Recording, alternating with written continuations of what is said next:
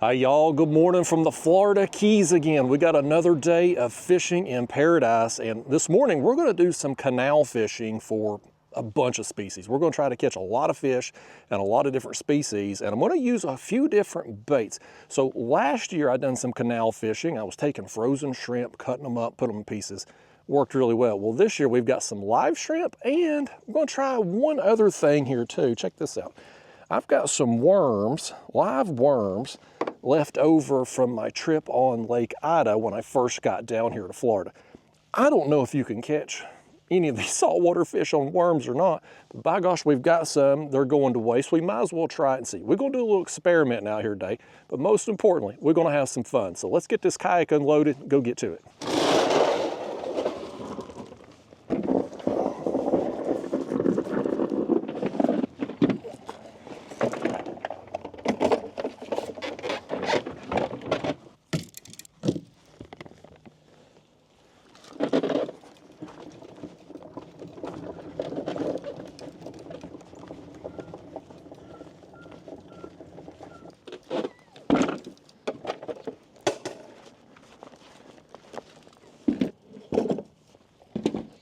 Trying to launch right here in these rocks because that concrete ramp with algae on it is slick.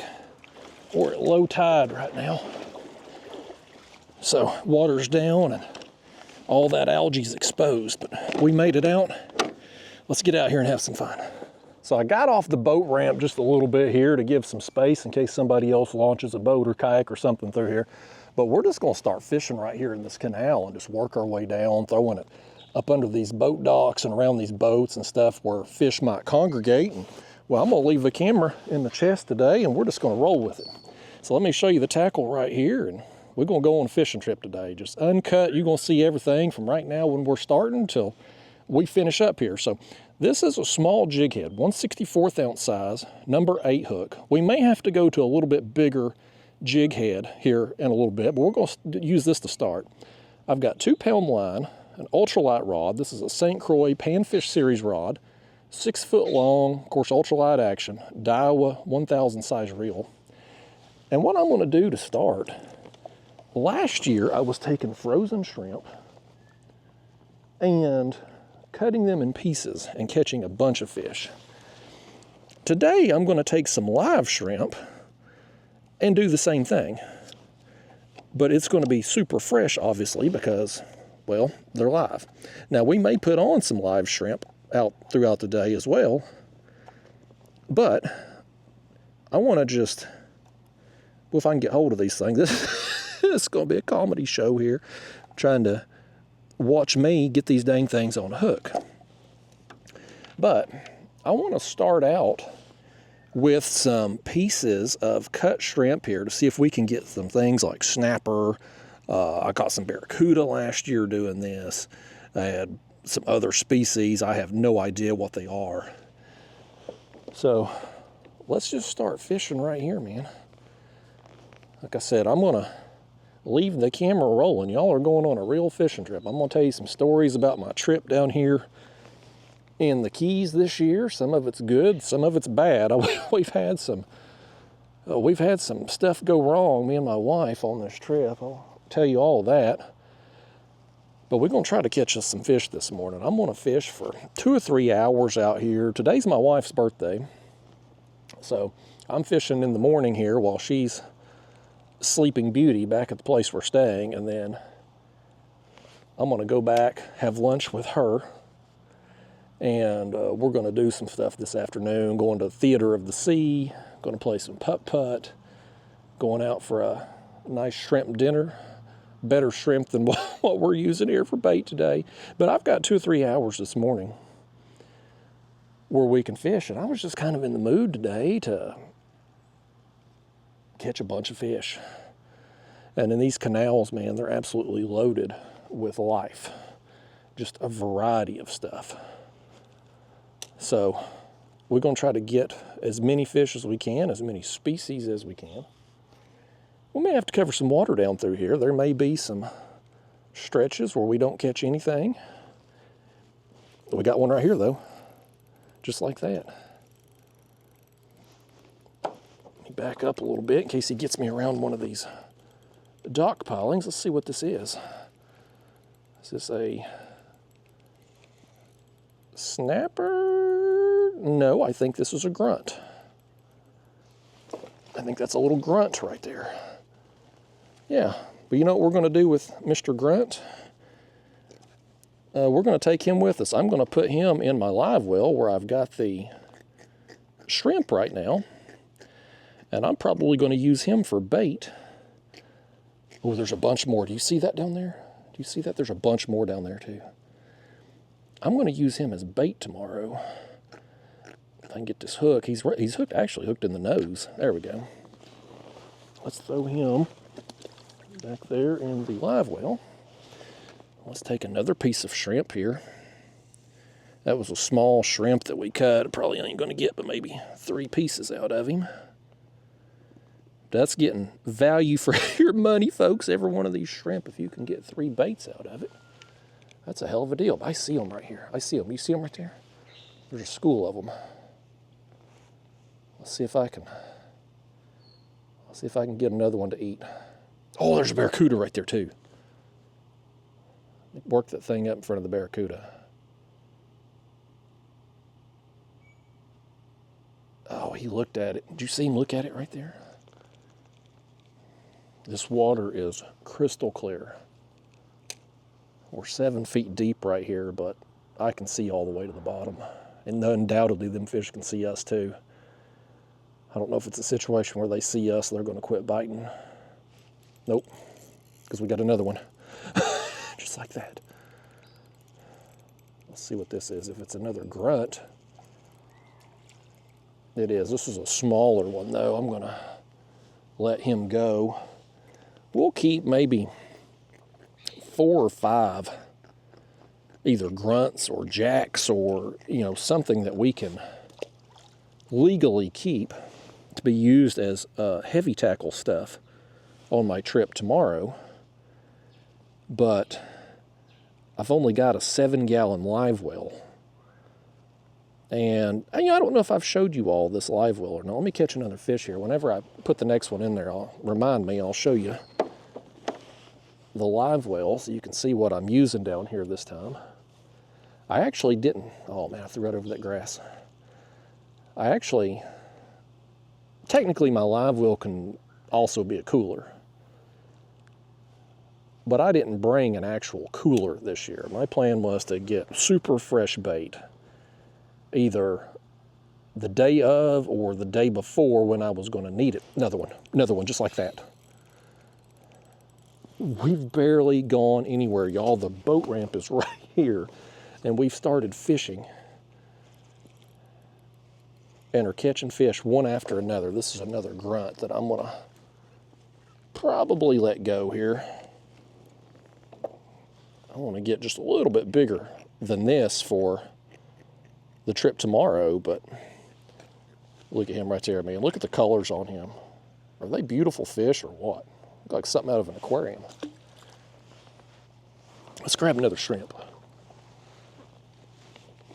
The biggest, here's this live well, by the way. So this is a Engle. I believe it's the 30. It's the biggest one they make, the Engle one. It's got this liner here you can lift up. And of course, we got a shrimp right there on that net. Perfect. And I've got a little collapsible bucket that I use for switching my water in and out because it's kind of hard to drain. And then I got an aerator right here on the side that connects to it. I'll just leave that lid open for now. And we're going to get one of our shrimp. He's actually going to be another one we'll probably get maybe 3 baits out of.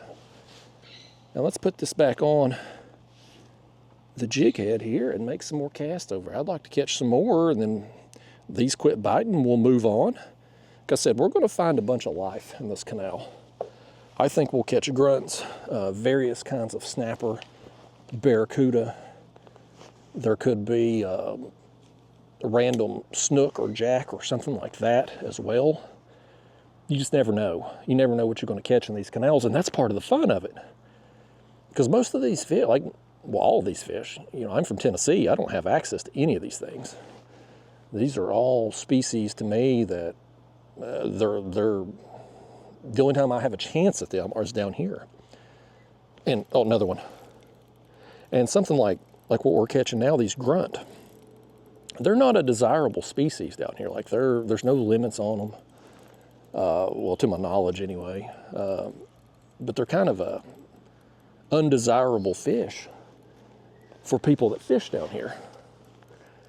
But for somebody like me that's just wanting a tug on the line, man, they're amazing. If this is one right here, we're going to keep him. Yeah, this is one we're going to keep right here. We'll throw him in the box. Well, he ate that thing kind of deep.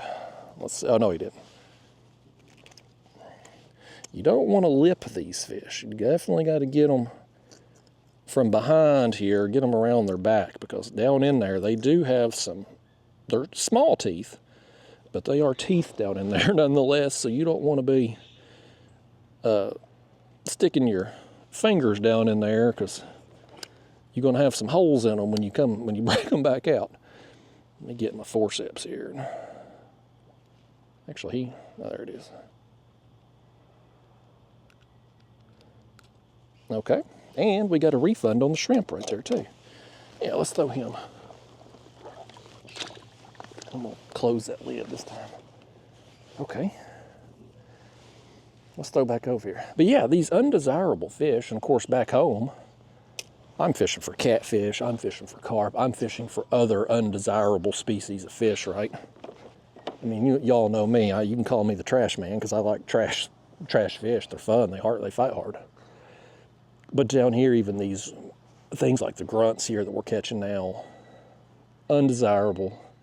Nobody down here wants to catch them, but yet they put up a great fight on this ultralight tackle. They're abundant. You can literally take these shrimp, and shrimp down here in the Keys, they run about $6 a dozen for live shrimp. Up on the mainland of Florida, it seems to be about $4 a dozen. But, you do the math on that. You buy, if you get, say, well, I want to hit me. Oh, I lost him. If you cut each one of these shrimp up and get 3 to 4 baits out of it, you're paying very little per bait, and man, you can have a day. Buy you 2 or 3 dozen shrimp, and you can get out in these canals for 2 or 3 hours like we're doing out here and have a blast, catch a ton of fish, and do it on a simple, easy setup. This is the same ultralight rod I've been using for over a decade now. My regular viewers have seen me catch thousands of fish on this thing back home, everything from bluegill and bass to catfish, drum, crappie. You name it, I've caught it on this thing, and I take it with me everywhere I go when I travel. I always have my ultralight rod with me. I film videos all over with this thing, because you throw, oftentimes I throw gulp, gulp minnows, artificial lures. I'll throw worms like we're going to throw here at some point this morning. And when you're throwing lures, or, oh crap, I threw it around that thing right there. When you're throwing lures or live baits that are small and are on the bottom of the food chain, well, you're going to get bit, because whatever's there is going to eat that. These smaller fish they're opportunistic, man. They're the bottom of the food chain too. These grunts here that we're catching, they get eaten, as you're going to see probably in the next video that I'm going to try to film tomorrow. I'm going to try to get them things eat. Everything out here is predator and prey. So when you're throwing the absolute bottom of the food chain, in this case shrimp or pieces of shrimp, something that's super easy for them to get, you're going to get bit. And you're going to catch a lot of fish. And that's what we're going to do out here today. I want to catch a bunch of fish. I want to get a variety of fish. Now, we're going to work through some areas of this canal. We're probably not going to catch anything. There just won't be anything there. We're going to move on here. We've made a couple casts and not got bit, so we'll keep moving. But you know, we'll have those dead stretches, but we'll also come down through here and we'll get on a dock like that one where we'll catch 3, 4, 5 fish, and they'll quit biting, or we'll catch them all and we'll move on. But it's fun, easy fishing. This is a free, this particular launch over here is free. One of these little community canals here. It leads out to the ocean. I think it's I don't know, half a mile or so from here. There's various little cuts through this canal, but it does lead out to the ocean. So people that live here or launch here can basically have an easy, protected way to get their boat out to the ocean. But all kinds of fish in here, all kinds. And you'll find these kind of canals all over the Keys, all over South Florida. Up on the mainland, of course, it's freshwater, so it's different stuff. But down here in the ocean, it's you know, all saltwater, of course. There is a canal in Key Largo. I'm pretty sure it's Key Largo. It's right when you get down off the mainland and into the Keys. But it is where there's actually a little dam, and it's where the freshwater ends and the saltwater begins. Now, I've not fished the freshwater side of that, but I did fish the saltwater side last year, caught a bunch of fish. I got a big drum in there, big black drum. I got that video on my channel, and a bunch of snapper and stuff in there. Saw some manatees. I went back on a windy day down here earlier this week, and I ended up scrapping the video. I caught some fish. I caught some small snapper, some little jacks, saw a manatee, but it wasn't, there just wasn't a lot of, there wasn't enough action. I feel like when I'm doing one of these videos, I want, you know, if I'm going to post something like this, I want you to be seeing stuff. I want you to be seeing some action, you know, be seeing some catches. And I just had some more dead stretches through there, it seemed like. Now, I talked to a guy when I got back to the launch that day. He had been on the freshwater side. And he said he was going for peacock bass. He had had a hard time that day, too. He said he had caught a few small peacocks, but he said the water was up. And he said when the water's up like that, a lot of them fish will move up into the marsh and stuff, and so it can be hard to get them. And I was fishing more like out in the canal there, kind of on the edge of the mangroves. So maybe that's part of it, or maybe I just suck at fishing, I don't know. But either way, if you're somebody, you're going on vacation somewhere, whether it's Florida or West Virginia, New York, California, Utah, who cares? Wherever you're going on vacation at, you've never been there before.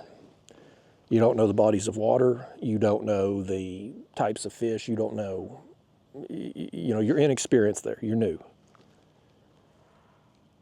One of the surefire things you can do to make sure you have some success is take an ultralight rod with you. And do like I said, take you some small jig heads, some small hooks. Use, if you're in freshwater, use worms or minnows or things like that. Or if you want to use artificials, use something like a trout magnet or gulp minnow, you know, some small plastic that represents a little bait fish or a little crawdad, you know, crustacean, something that they're naturally eating. If you're in a saltwater situation like this, use something like shrimp or, you know, some other fish live bait, you know, like a pilchard or something like that. And just go out there and beat the banks, man. Get up on these shallows, get around these pieces of cover like docks and boats and overhanging trees and stuff like that. And then like right through here, you can see this stretch through here. There's really nothing down through here. There may be some stuff under the water that we don't see, but I'm not really seeing anything through here that's necessarily going to hold fish. So I'm just going to make some random casts down through here, but we're going to move pretty quickly as we go along until we get up to another piece of cover, and then maybe we'll slow down, make some more casts. Or if we see, like, you know, I saw them other fish back there, them grunts. Definitely if we see a school of fish, we'll make some casts there. Now right now, I'll show you this too. I've got the graph on the kayak this year. So we're 10 feet deep. Like this canal's got a little depth to it right here where we're sitting. Now we're throwing up a little bit shallower, of course, but it drops off. You know, even on the sides here, it's still got some depth. So we may end up, at some point down through here, I may end up, oh, look right here. Look at all these. What is that? Is that mullet? I think it's mullet right there. We're not going to catch those on this artificial right there, but if we had a cast net with us, we could have thrown on them, by gosh.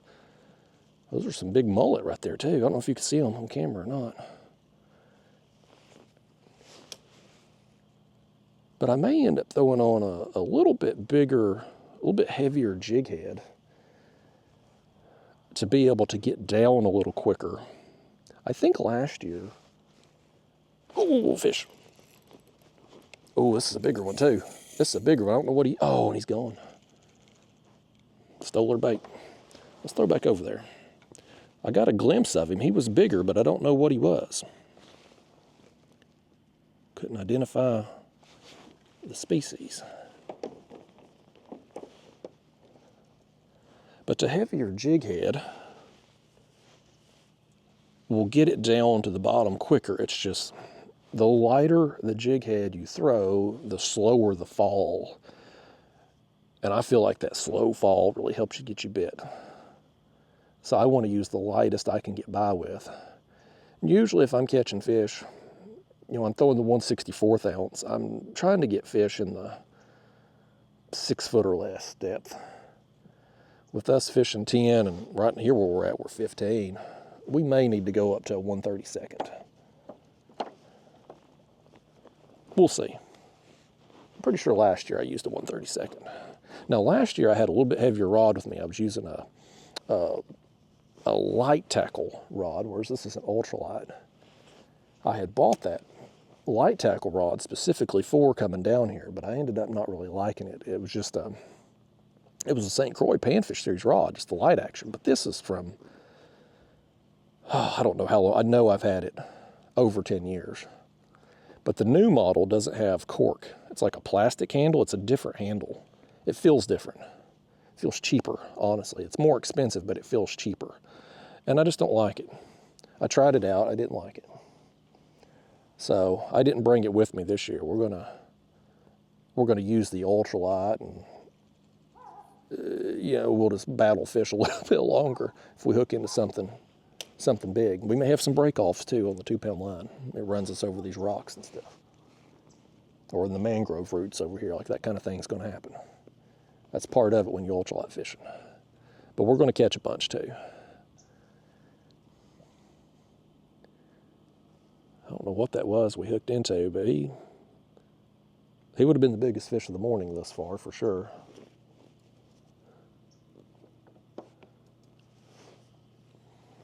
I want to get down here to some of these other boats and stuff down here. I think that's where we're going to find more fish kind of schooled up. If they've got something, basically have a roof over their heads, you know, give them a little cover.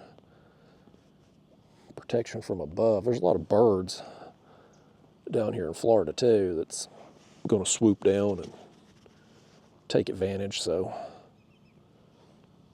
like I said, these fish are predator and prey, and when they're prey, it's not necessarily just from stuff in the water. Stuff out of the water like birds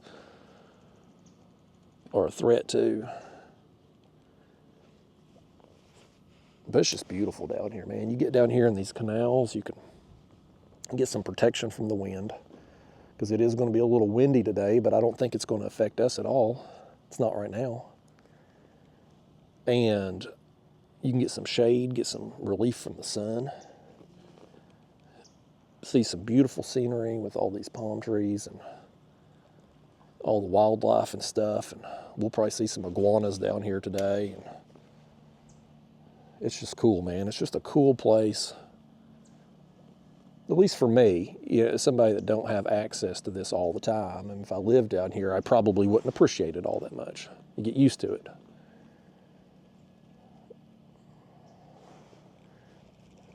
Yeah, we got somebody over here on this dock. Let's move past them. I think they're getting ready to fish. He's got a fishing pole over here, so let's slide on down.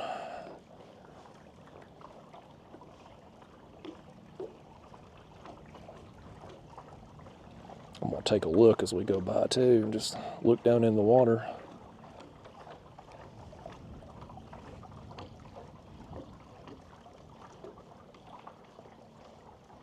Morning. I'm good, how are you? Well, that's awesome. I hope you catch it.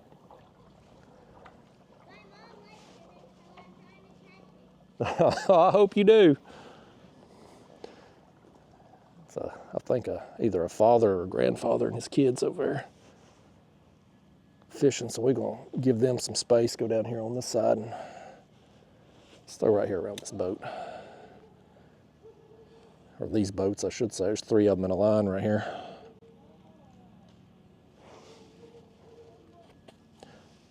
But yeah, I'm just going to, because I've got stuff to do this afternoon, I got to go be a good husband. Make sure the wife has a good birthday. She's 39 today. It's her last year of the good life, I tell her. Seems to go downhill after 40. I can't really say it. For me, it was like 35 where I kind of noticed a difference in my energy level and stuff. But nevertheless, I've been giving her a hard time about it. She's kind of going through a time with it. Next year will probably be real rough. It was for me. But anyway, we're gonna have some fun today. Me and her, we go places. We like to play putt-putt. And it's customary for the man to let the woman win. But I'm way too competitive for that.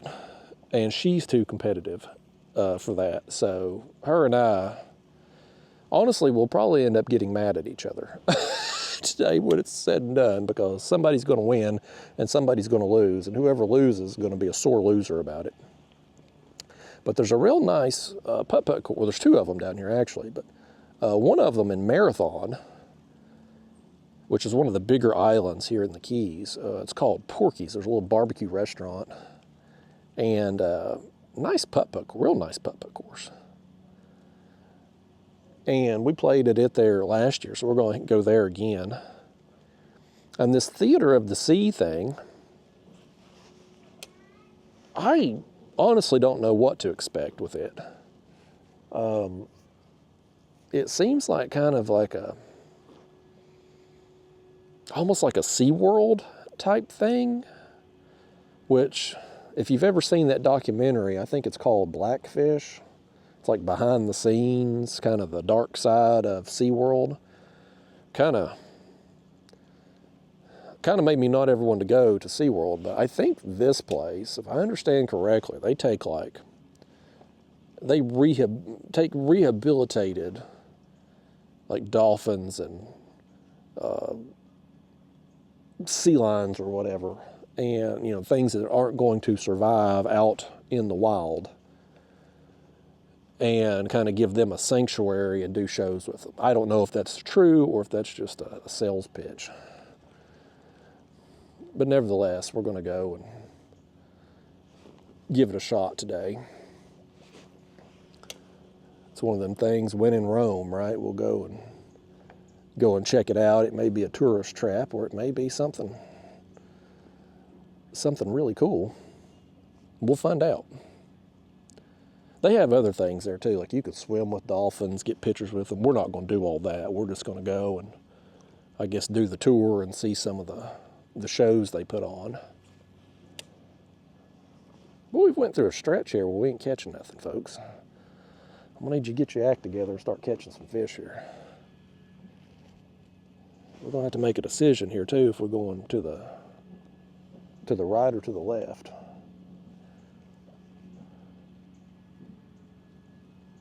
I think we'll go, I'm left-handed, let's go to the left. That sounds like a good enough reason as any. And I don't know too, like, with it being low tide right now, the water's down, does that pull some of the fish out? Does it pull them deeper? Does it not matter up here in these canals because there's so much depth anyway? You know, like freshwater situations, the water comes up, fish oftentimes move shallow, water drops, it pull them deeper. I don't know about saltwater fish, if it affects them the same or not. I'm pretty ignorant on all this stuff. I'll be the first to admit. I don't really know what the hell I'm doing, as evidenced by my videos, but I have fun. And I've been able to have some success doing this, catching fish and whatnot, just by getting out and doing what I tell you, you know, that you just try to keep it simple. You know, the old acronym, KISS, keep it simple, stupid. When I'm going somewhere new or fishing for something that, you know, I either don't know or,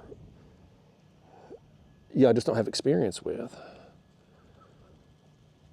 I want to try to keep things as simple and easy as possible because I want to have some success. And if you're going and doing something you don't know what you're doing and don't have experience with something and you're having to do some technique you're not familiar with, unless you just get lucky or just right place, right time and catch some fish, it's hard to build confidence.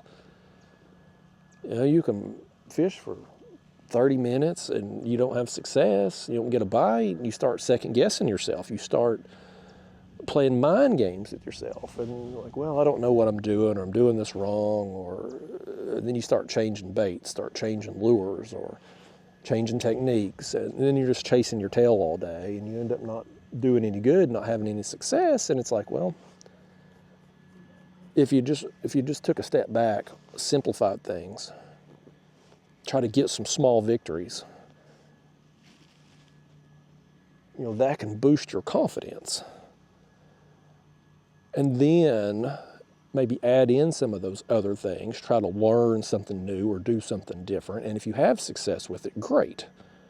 But if you don't, you still have your other fish that you've caught and, you know, your other small victories, if you will. So, you know, that's what I've been doing the last few years down through here. I've been coming here now,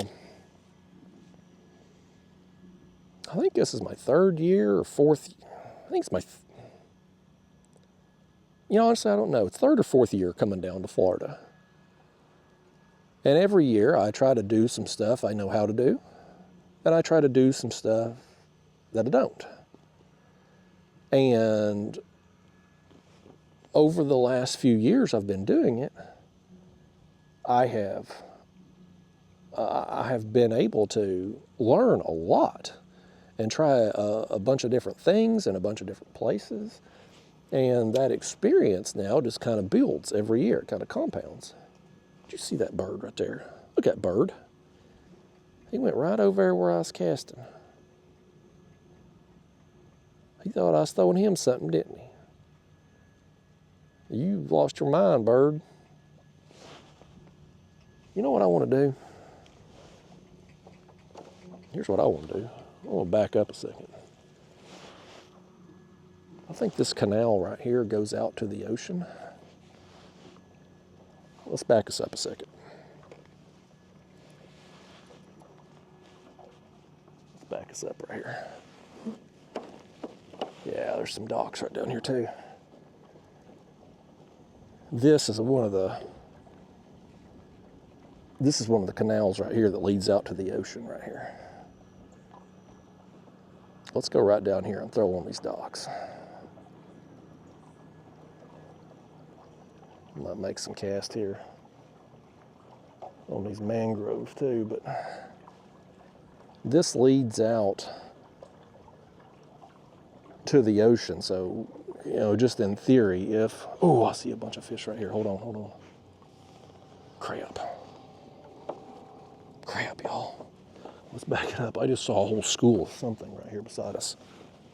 Did you see that? You probably didn't see it. Let me back up and see if I can. Let me see if I can get back on them right here. I saw a whole school of something.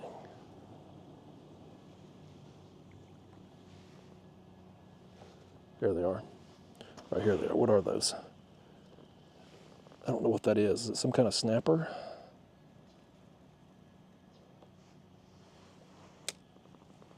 I spooked them.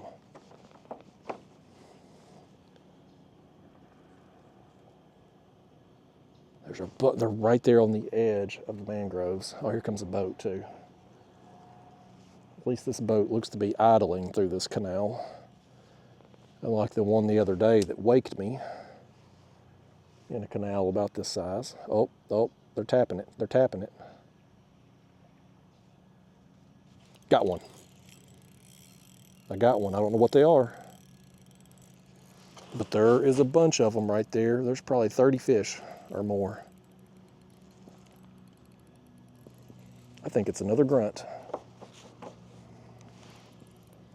It is. I can't tell if they're all grunts or if there's something else in there too.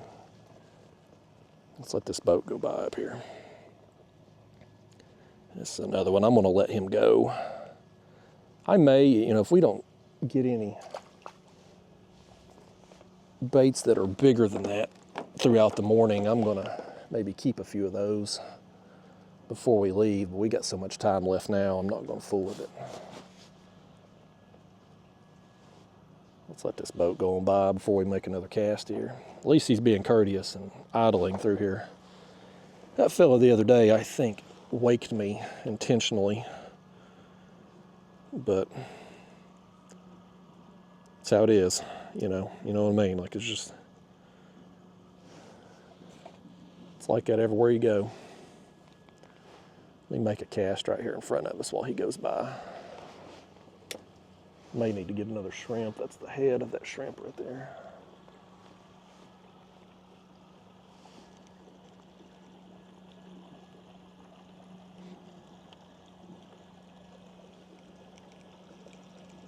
Yeah, something got her. No, it didn't. Morning, how are you? Good, thank you.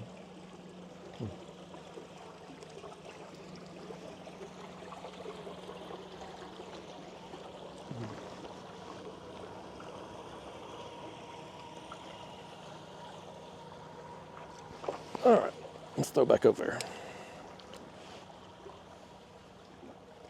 Yeah, that fella right there, very polite and courteous.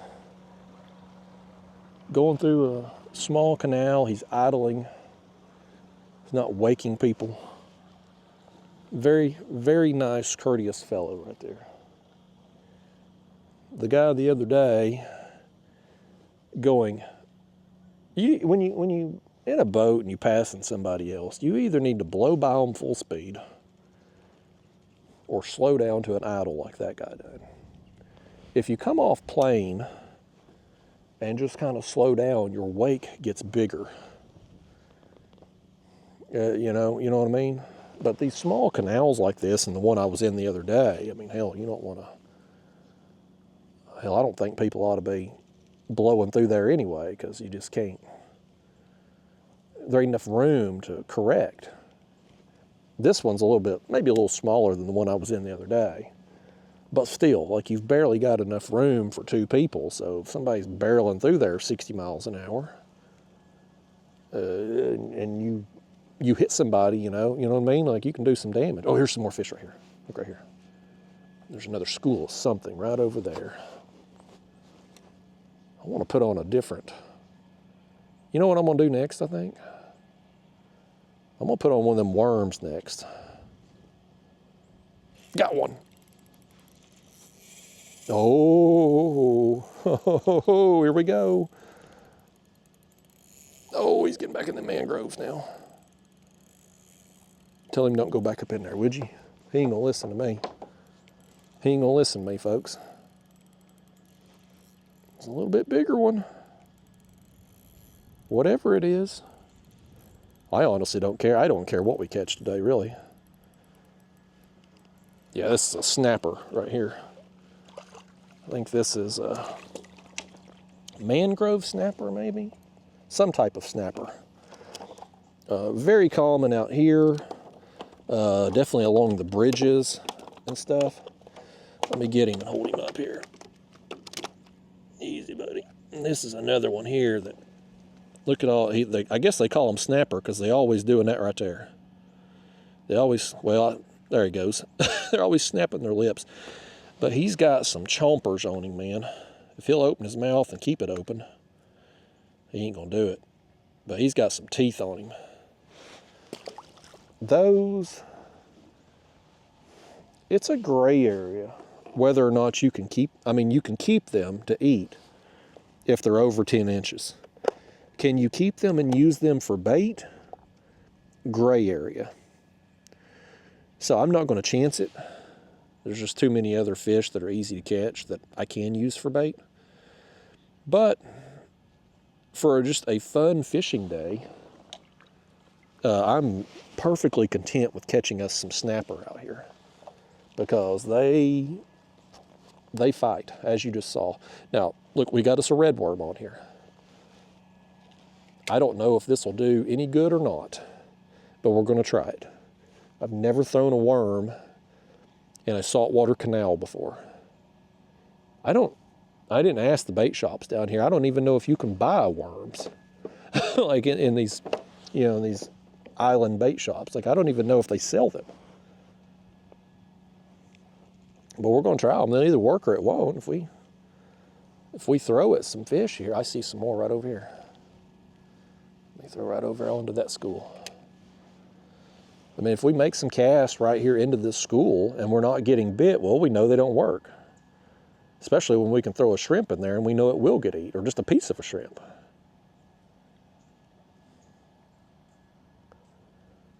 Let it sink down, sit there. I don't even know, like, with the soil composition down here being like it is, are there any worm species down here on these islands? I honestly, I don't know.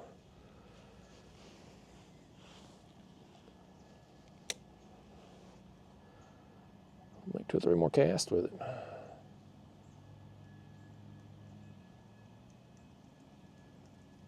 So far, they haven't even tapped it, nothing.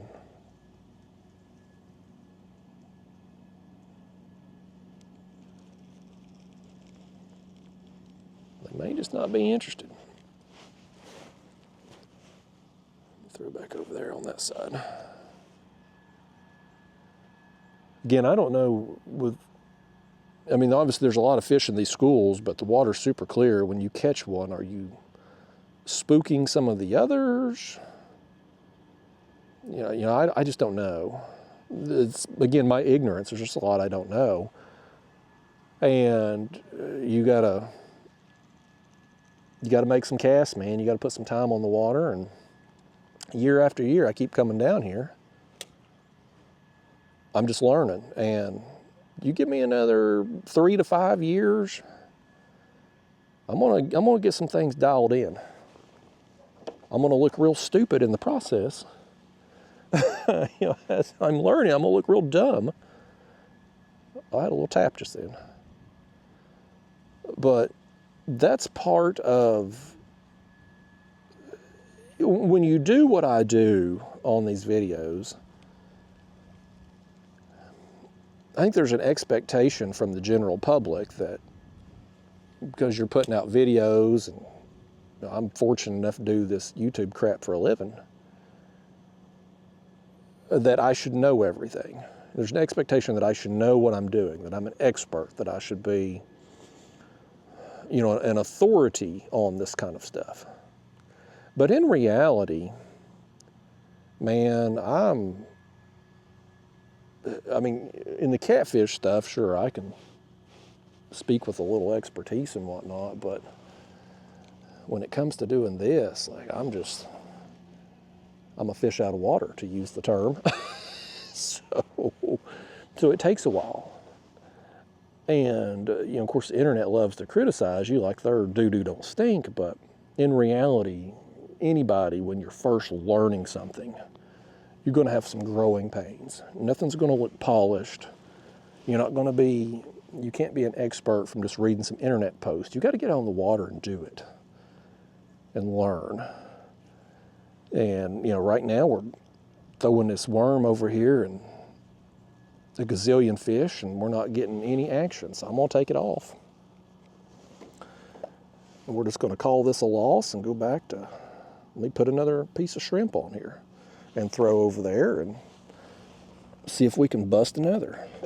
I wanted to try it though. They've been sitting in our fridge down here. I took them to Lake Ida and they worked great.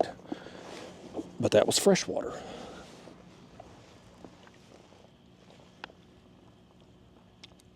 Well, that shrimp right there was easy to get. He was right on top. Oh, he ain't easy to hold on to though, is he?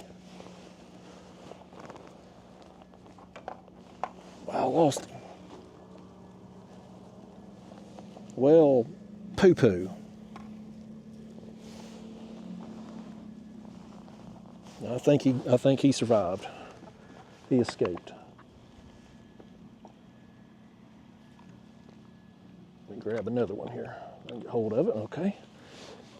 Hell, that's the hardest part about these live shrimps, is getting hold of the dang things.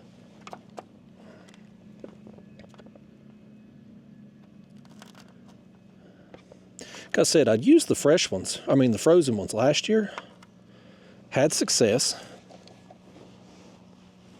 But the frozen ones requires you to bring a cooler and ice and all of that.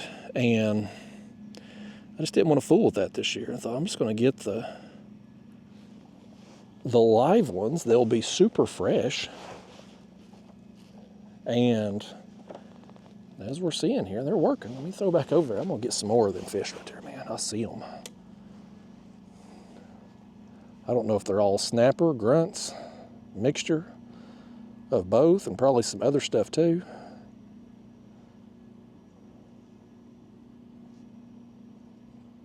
Piece of shrimp on a jig head. It don't get much simpler, does it?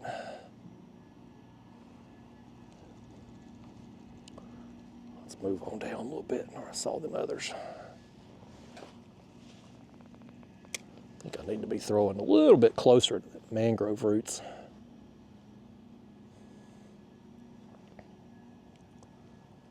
Anyway, y'all, let me tell you some stuff that's happened on this trip to me and my wife. Like, we've had some experiences down here since we've arrived on this trip. So, first off, yeah, I come down here, I brought the kayak and drove down. My wife, she couldn't get off work for the entire trip, so she flew down and I picked her up at the airport. And so I was down here fishing a couple days before she got down here, whatever, and I made a dumb mistake with a big shark. When he went under my kayak, rocked me, broke my other pedal drive. Thankfully, I brought a backup, but he broke my pedal drive, knocked the fins off. And you would think a common part like them pedal fins, the Mirage Drive fins, would be easy to get. Well, they're not. Nobody has them in stock online. I was going to order some and have them delivered to where I'm staying at in case something goes wrong with this pedal drive. Well, I can't find anybody that's got them in stock online. So, oh man, he hit me. So anyway, down a pedal drive system right away, and that's going to be $100 when I do find the replacement parts, right? So $100, boom. Well, I had another one hit me. Now he got it. Hit me twice. Come here, let's see what you are. Another snapper. Another old toothy critter, right? Look at them teeth. He's got about 2 teeth right on top and a few more on bottom. It's like if you stop at a Waffle House in Alabama, you're going to see some of the same sights as what you see with this thing right here. I just pissed off 3 people in Alabama that watch my videos. As a Tennessee fan, I can't help myself, though. They've beat us in football so bad for so long, like I just can't. I can't resist any shot I can take. Give me that hook back. There you go. So anyway, I go down to pick up my wife at the airport, and she's flying in. She flew into Key West Airport, and she's flying out of Miami. That way I can drop her off on my way back home this coming weekend. And so I go down there, Key West, I pick her up. We're on our way back, and we're northbound, and somebody on the other side of the road just pulls out in front of us. I guess, best I can figure, it was night, our lights were on, he had to have seen us. But I think maybe he must have thought there was like a center median turn lane, but there wasn't. So he come right out there on us. I had to lay on the brakes. I mean, like, we were very, very close to wrecking. Like, it was scary. It scared me and her both.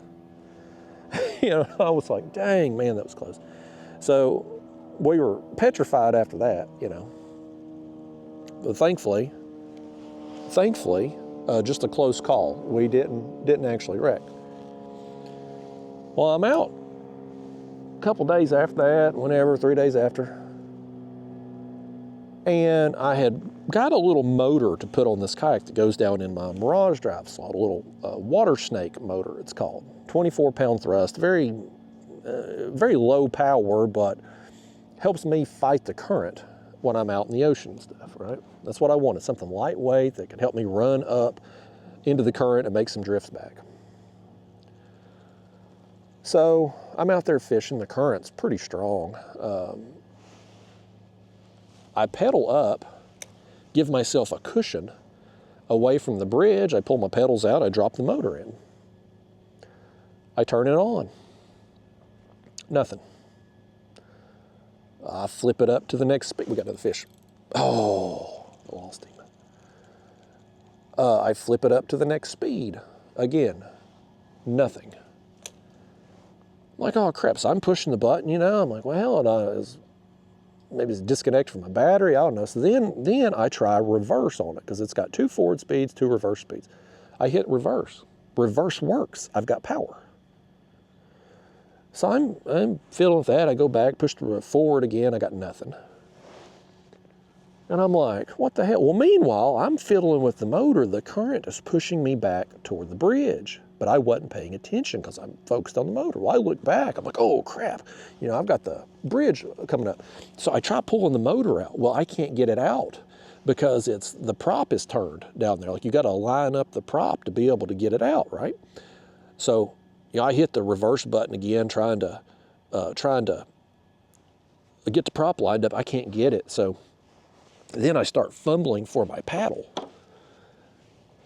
I'm right on the damn bridge. I finally get the paddle out. I got to push off the concrete, push myself away from the bridge. Well, now I'm getting swept through both bridges, and it's like a damn, when you got the current going one way and the wind blowing the other, it makes like a real choppy mess right there between those bridges. So it's like a damn washing machine. You talk about scary.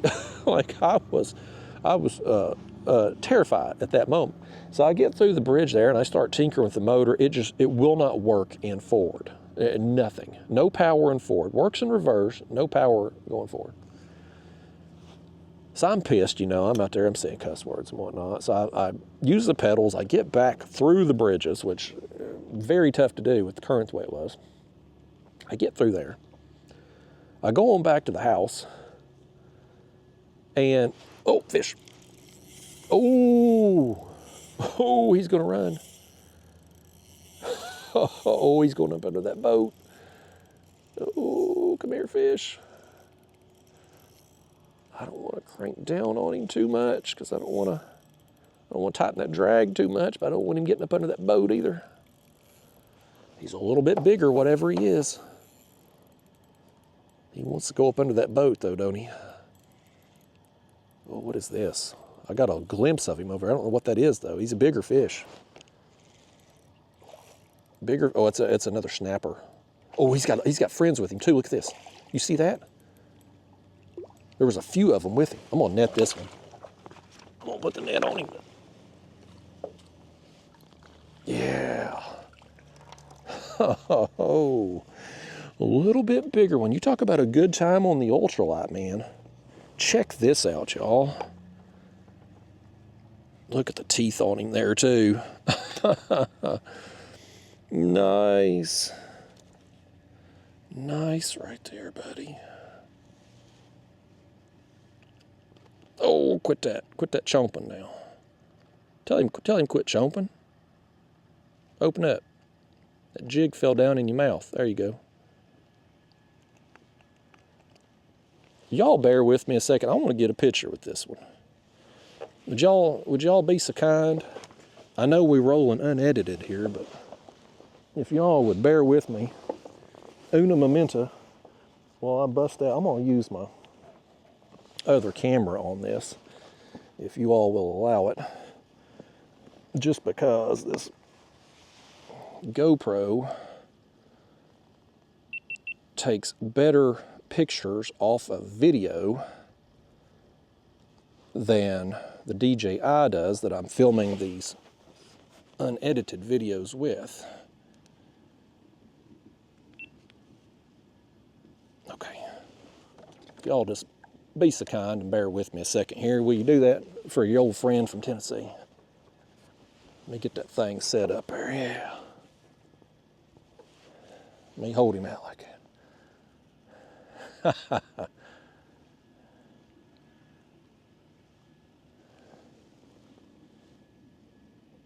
All right, let's send him out of here. Turn that off, but we'll push it down. That way, we won't have to go through all that on the next fish we catch. All right, y'all, that was awesome, man. That was a good one right there. Again, you got a fish like that, 2-pound line, all them teeth, and we still, no issues.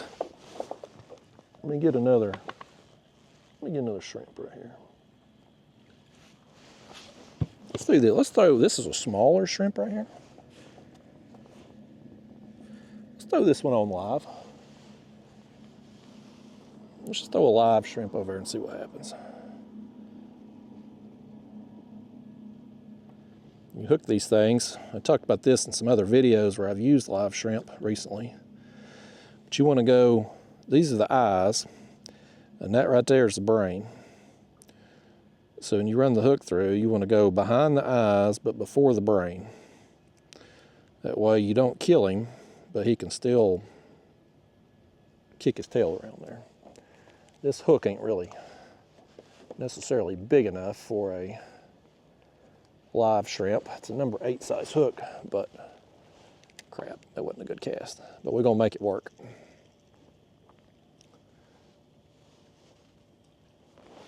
So anyway, I go back to the house and I take the top off of the motor, right? Because I'm thinking salt water's got down in there and corroded it. Oh, something just tugged on our shrimp, but he didn't get him. So I'm thinking it's corrosion issue. Well, I take the top off, it all looks good. Don't look like salt water's got in there at all. There's no corrosion. And so I've got the top off and I'm messing with it there. And I hit the button. Well, when I hit the forward button, the prop starts spinning. And I cut my finger. I don't know if you can see. Right. Let me try to, it ain't a bad cut, but it was, we got a fish hitting right here while I'm trying to show you that. It didn't end up being as bad a cut as I initially thought it was going to be, but I bled like a stuck hog right after it happened. And, you know, I'm cussing and carrying on. So I jimmied with the wires there. I put the top back on. That forward speed button on the motor will work sometimes, and sometimes it won't. Fish.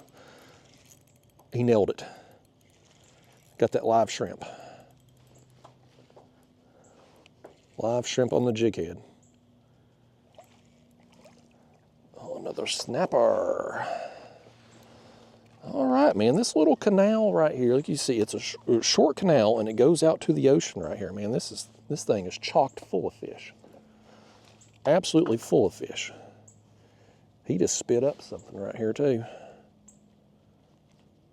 Give me that hook back. I'm gonna show these people what you just spit up, even though none of them want to see it. Okay, he's mad.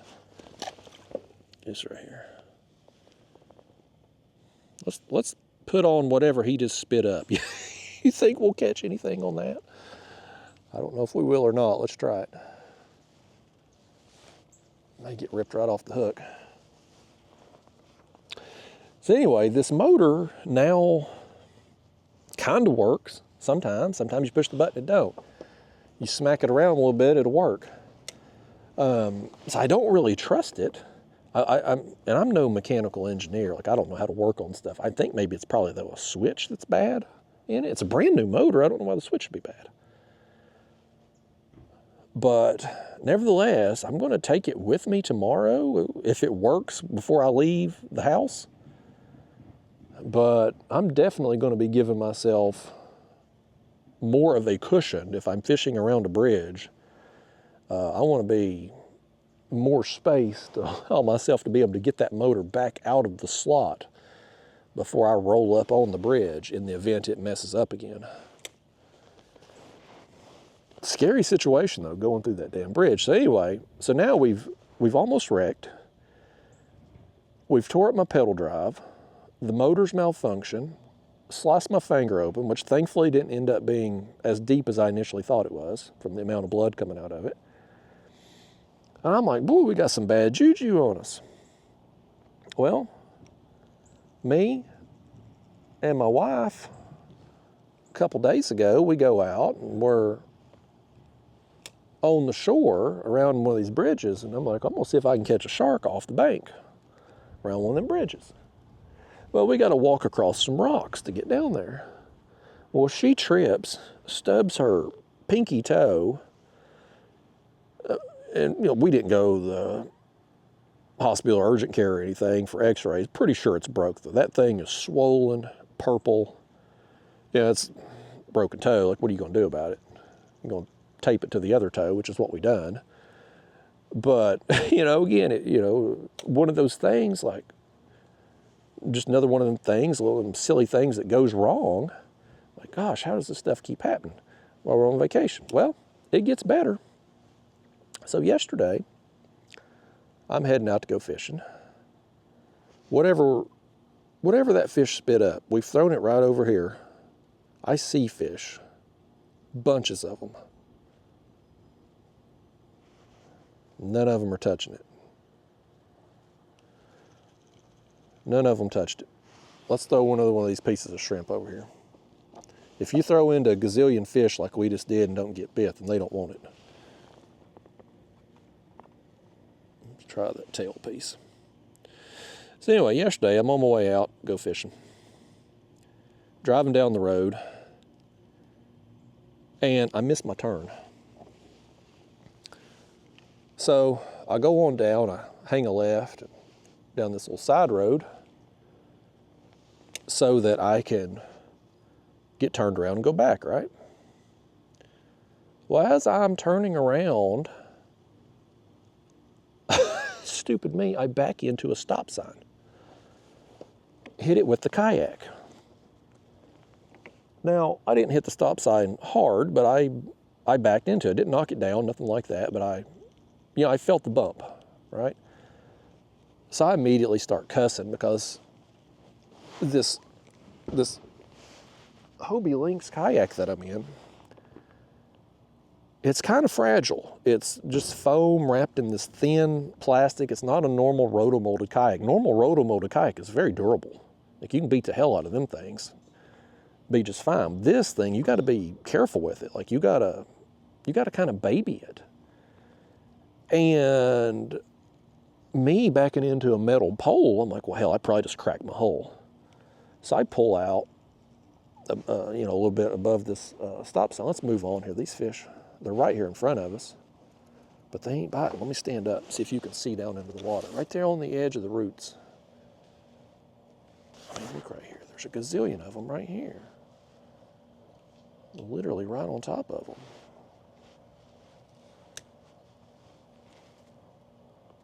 They're just watching it fall on down. Oh, what is, oh, I had one hit it. Let me try that again. Try that again, right? Oh, I'm in the trees right here. I'm going to back off a little bit so I can cast over there to them. Oh, crap. Look at here, I'm in the dang tree. Y'all get my line out the tree, would you? There we go. Crap. Well, I butchered that all to hell. Dadgummit. Like I said, folks, it ain't always pretty. It ain't always polished. It is what it is. And I've been doing this ultralight fishing forever, and I still ain't polished at it. So there probably ain't no hope of ever looking good on video with this stuff. So anyway, I turn down this side road. I back into the stop sign. I don't knock the sign over, but I think I've damaged my kayak, right? So I get out the truck.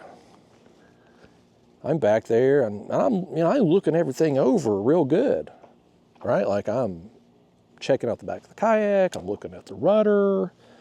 I'm checking my scupper holes. I undid my straps, pulled it out. I thought maybe I might have knocked it up into the truck bed and damaged the front.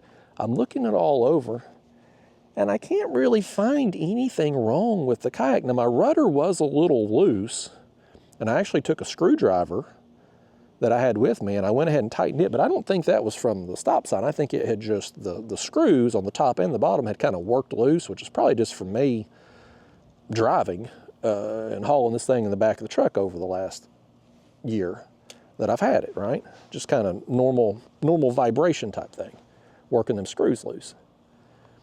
So I'm out there, and this is a key part of the story. I'm out there a few minutes checking everything out. Everything looks good except my rudder a little loose, and I have just a small tiny dent on the back side of the kayak, which I'm not sure came from the stop sign or just normal from me just unloading the kayak, you know, and setting it down on concrete and gravel and stuff like that. So I'm like, well, hell, everything looks good. The stop sign's still standing. Kayak isn't damaged. I'm feeling lucky at that point. Well, I get back in the truck. And keep in mind, again, this has been a few minutes I've been out there doing this. I get in the truck. I drive off. I make it a few hundred yards down the road. Blue lights behind me. Cop pulls me over. Soon as he walks up, he's pissed off. He's mad. Wants me to, you know, tell him what's going on and whatnot. So I tell him what I just told you. I missed my turn.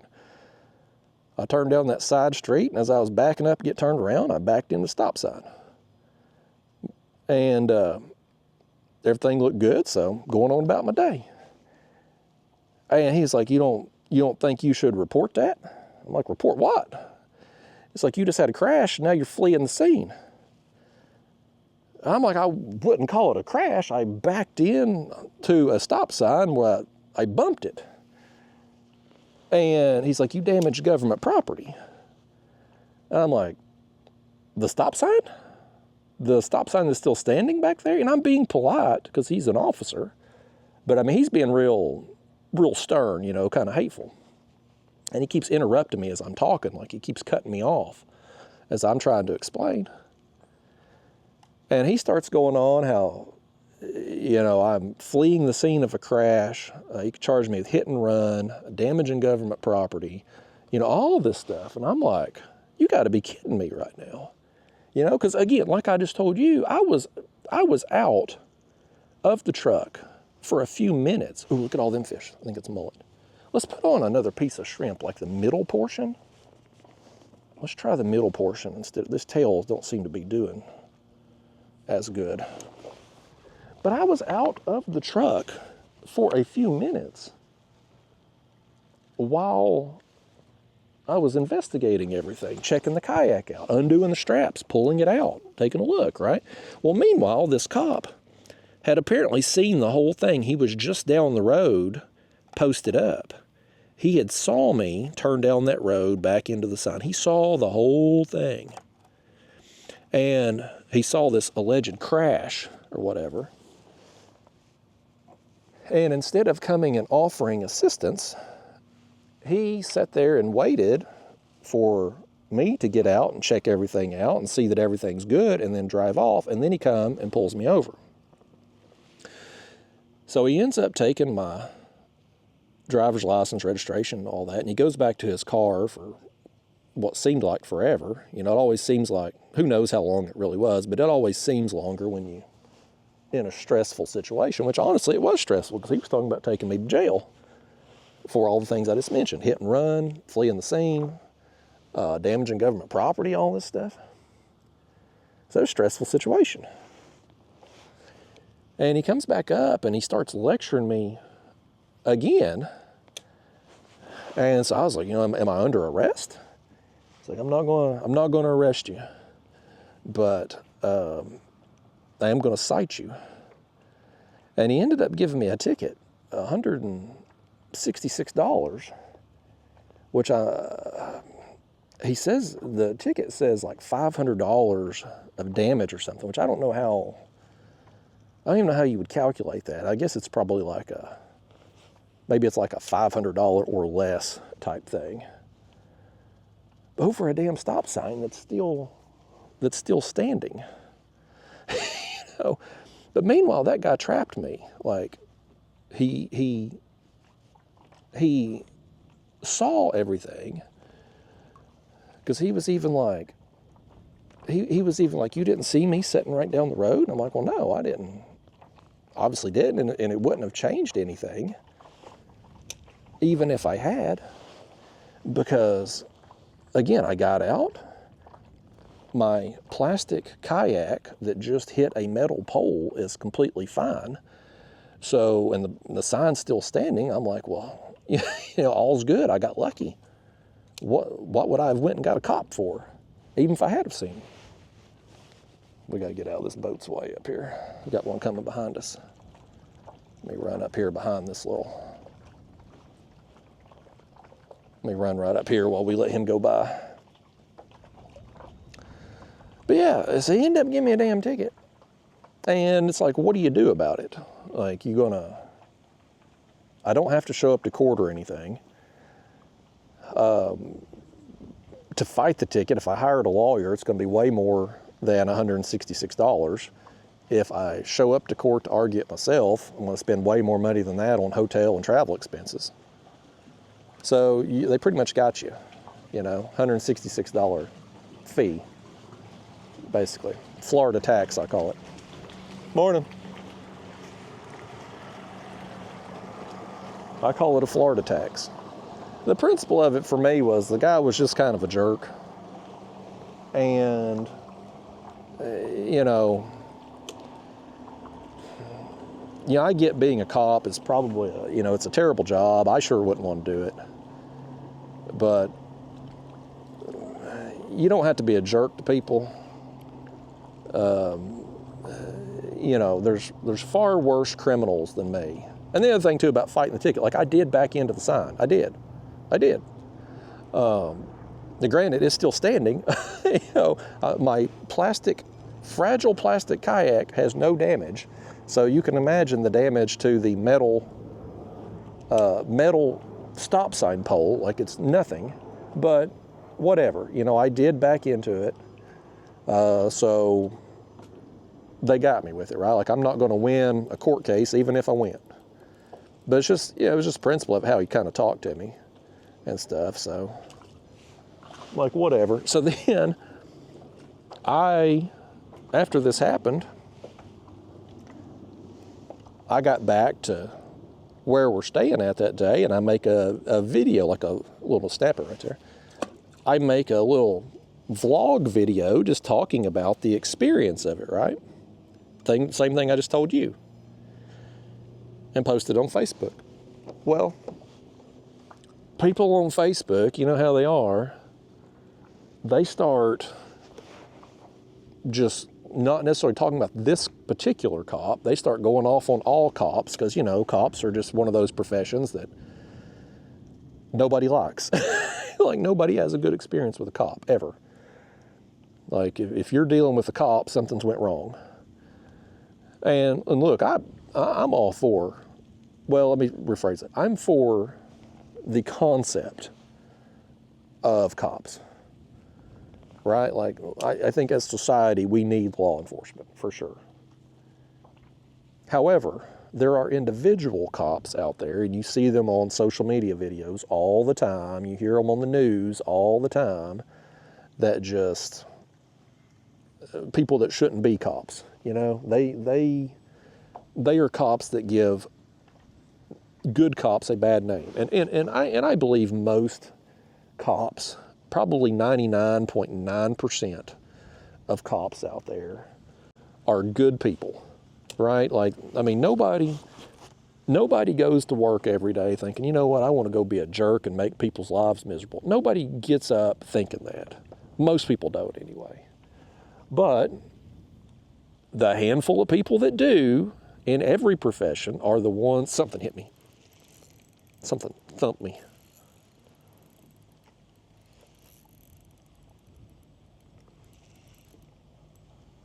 Let's see what this is. Oh, another grunt. Grunts and snappers so far today. No barracuda yet. That kid we'd passed back there a while ago had seen a barracuda, he said. Oh, you know what? You know what you just done, Grunt? He just pooped all over me. Look at that, y'all. He crapped right down my leg. Guess what? You crap down my leg, you get thrown in the live well. That's what happens to fish that crap on me. They become bait. So, anyway, you know, I think most cops are like most doctors or nurses or firemen or, you know, pick the profession, carpenters, electricians. 99.9% of them are good people. You know, they're trying to do a good job and just get through their day and earn a living and go home to their family. But the small, minute percentage of them that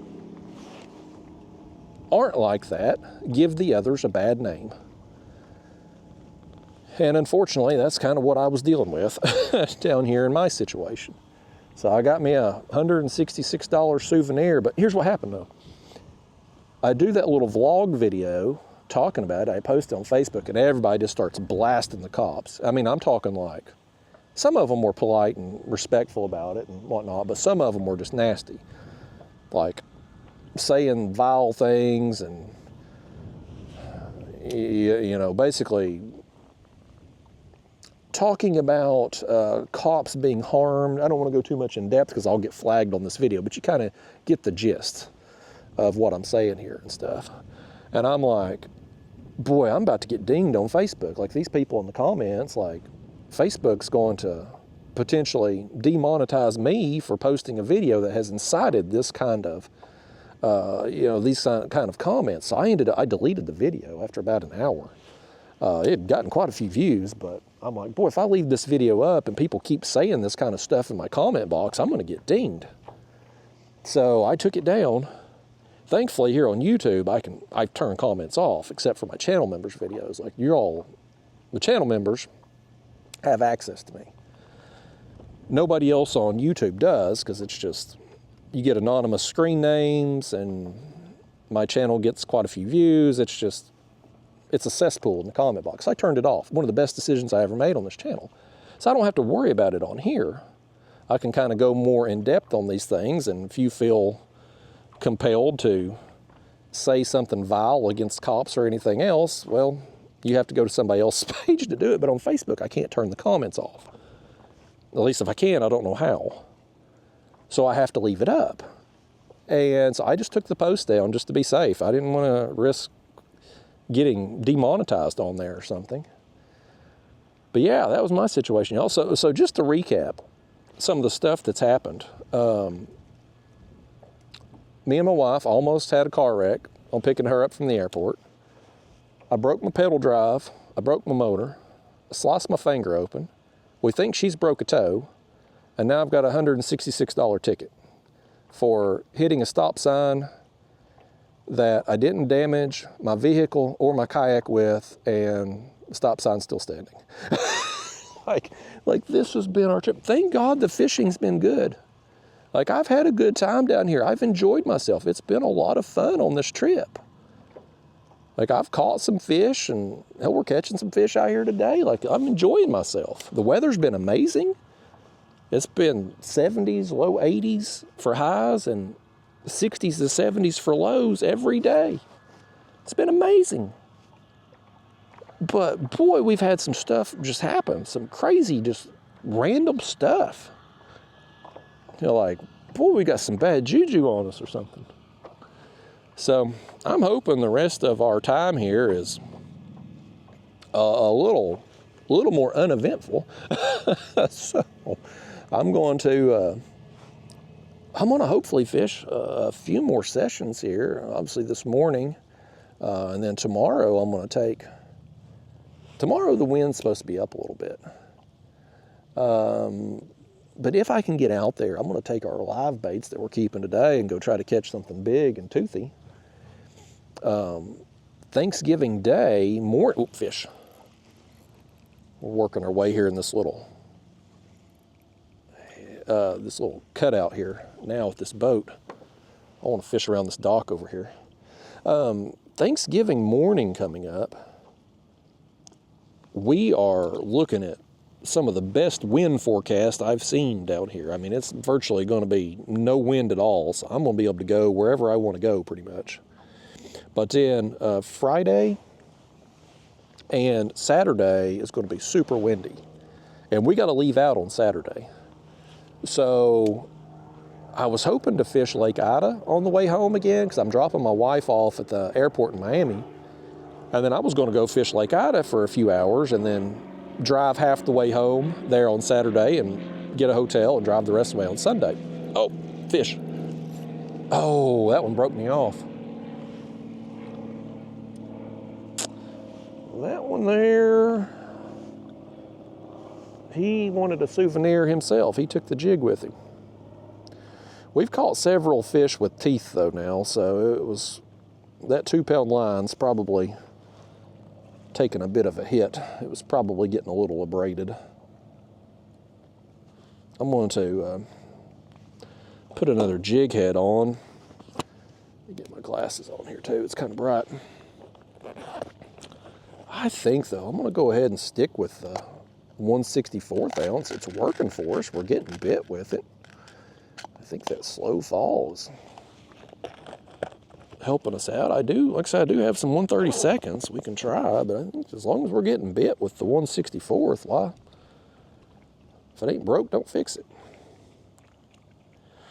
But anyhow, I was hoping to fish Lake Ida again after I drop her off, and the wind forecast is, they're calling for 20 to 30 mile an hour winds all day, Friday and Saturday. So hard to ultralight fish in those kind of winds. Now, I can get, depending on the direction it's blowing, I might be able to hide from it in Lake Ida on the canals and stuff, but if it's blowing that hard, I probably won't go out of my way to go there. I'll probably just keep driving and try to make it home in a little bit more reasonable time, you know, but there's still a few days. Hopefully the forecast will change and maybe the wind won't be as bad. But let's get another shrimp here. But yeah, that's that's kind of my plan, y'all. I've got just a little bit more time down here, and I've come down here for 2 weeks this time. Last year, here's what happened. So the last few years coming down here, I've rented a person's timeshare at this place we're staying at in Isla Mirada. And we love it there. Asked my now wife to marry me there last year on the dock. Under the stars and the moon, you know, all romantic and stuff, because women like that kind of thing. And so we love it there. And the person that I had been renting from the last couple years put their units up for sale. And they had 2 weeks, weeks 46 and 47, in the same unit. So like you don't have to switch. They're like 2-bedroom, 2-bath, little bungalows, if you will. Living room, kitchen, laundry, all that kind of stuff. But you don't have to switch. We got another fish. We got another fish right in there. Ooh, I don't know what this one is.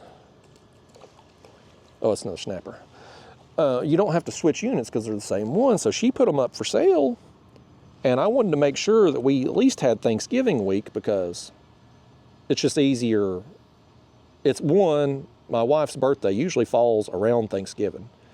And it's easy for her to get off work that week without using much vacation, because she's already off Thursday and Friday of Thanksgiving week anyway. And we got our bait back on that. Look at that. And with having weeks 46 and 47, we're guaranteed of having Thanksgiving week every year. Guaranteed, the way the calendar falls. Because like most years it'll fall on week 47, but like every 4 or 5 years, I don't know if it's a leap year thing or just how the calendar falls, it'll be on week 46. So I thought I'm gonna buy both of that person's weeks, which I did. And I'll either rent one of the weeks out to somebody else or just use them both. So I put it up for rent this time, and I didn't have any takers, and I'm like, well, hell, I'm gonna go on down and enjoy myself, you know? So down here for 2 weeks. And I've kind of took it easy, you know. I fished some, I've relaxed some. Once my wife got down here, I've spent quite a bit of time with her, just hanging out at the beach. She likes to lay out there on the beach and read her books and stuff like that. Like, she's pretty laid back, and we just been kind of relaxing, having fun. I'll fish for a few hours and in the mornings, and go spend the afternoons with her. And oh, fish. Oh, this one's running. Oh, buddy, this is a good one. Oh my God. Oh, I think it's a barracuda. I think we got a barracuda, y'all. We do. We got a barracuda right here. Let me back up. Oh, Barry, I wanted to get one of these. I wanted one of these today. Got him. I got him, folks. Let me hold this thing. I want to get a picture of this one too. Y'all bear with me here and let me get a picture. Get that camera up there one time, would you? Okay. Old Barry Cooter here. He's got, oh, well, he wanted that jig apparently. Got him a souvenir there with his chompers. Oh, don't you do it. Oh, he's gone. Did you see that? Didn't you tell that fish I wanted a picture with him? Doggone it. Man. Well, not only did he get away without getting a picture with us, he took our jig with him. He snapped me clean off. Them barracudas got some big teeth, man. I've trolled the barracuda tubes that Elias gave me a few years ago, and I hooked one in a canal. And it was terrible timing on this boat to come through, and I was focused on the boat and ended up losing I think it was a barracuda. It could have been something else. I didn't get a good look at him, but I lost it. So I haven't had much success with them tubes. What's that? Any catching? Some small snapper. I just took the little barracuda. I'm just throwing some pieces of shrimp for whatever will bite. Just having some fun.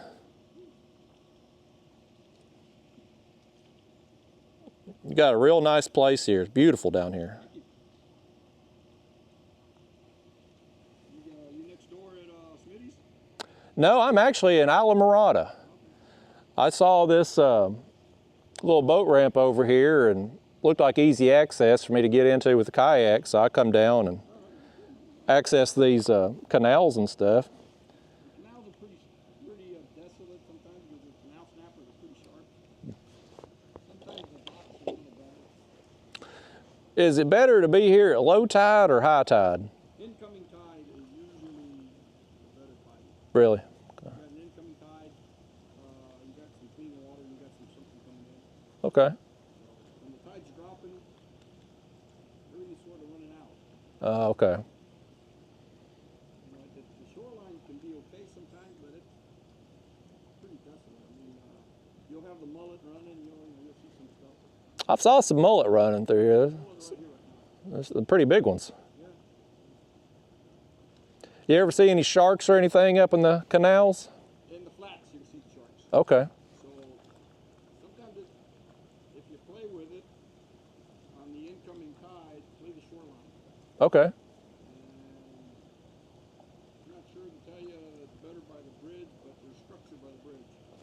Okay. Usually if there's habitat, there may be a bite. Okay. If you got some chum, I tell you to play the bridge structure, but the shoreline can work, but it's shallow in the shoreline. You only got anywhere that it's dredge, there's no bottom here. Oh. It's what they call silt. Oh, okay. And all that silt doesn't have any marine growth or anything in it, it's just dead bottom. Hmm. So sometimes the mangroves work if you want to be like, you need some live bottom to bring some life in. Gotcha. Very seldom do they come in here. I mean, I'll throw some food out sometimes and they'll come and grab it, but those are the ones that are smart. Hmm. Sometimes you want to play with a dock. Anything where there's like sunlight makes it to the bottom and there's growth. Okay. And then there's it's called structure. If you're fishing, like this stuff is just dead silt. If you're fishing dead silt, it's like probably not going to happen. Hmm. The whole thing's pretty good. Yeah, I've had fun. I've caught a bunch of fish just coming down the canal and in through here, and most of them I can't identify other than just the snapper and stuff. A lot of these fish, they look like aquarium fish to me. I'm from Tennessee, so all this stuff's kind of new. Yeah, aquarium fish for you, so. Be careful with FWC on anything you keep. Oh, really? The fine's pretty steep. Hmm. And some of them are like 10 inches, some of them are limited to 12 inches. You'd be surprised how much they want for an undersized fish. Yeah. Especially if you're from out of town. Oh, yeah. Yeah. Good luck. Well, thank you. Nice meeting you. That's a nice guy right there. Let's put another piece of shrimp on right here and throw back up under this dock. Let's see if there's another barracuda under there. Got my line all wrapped around my rod tip now. There we go.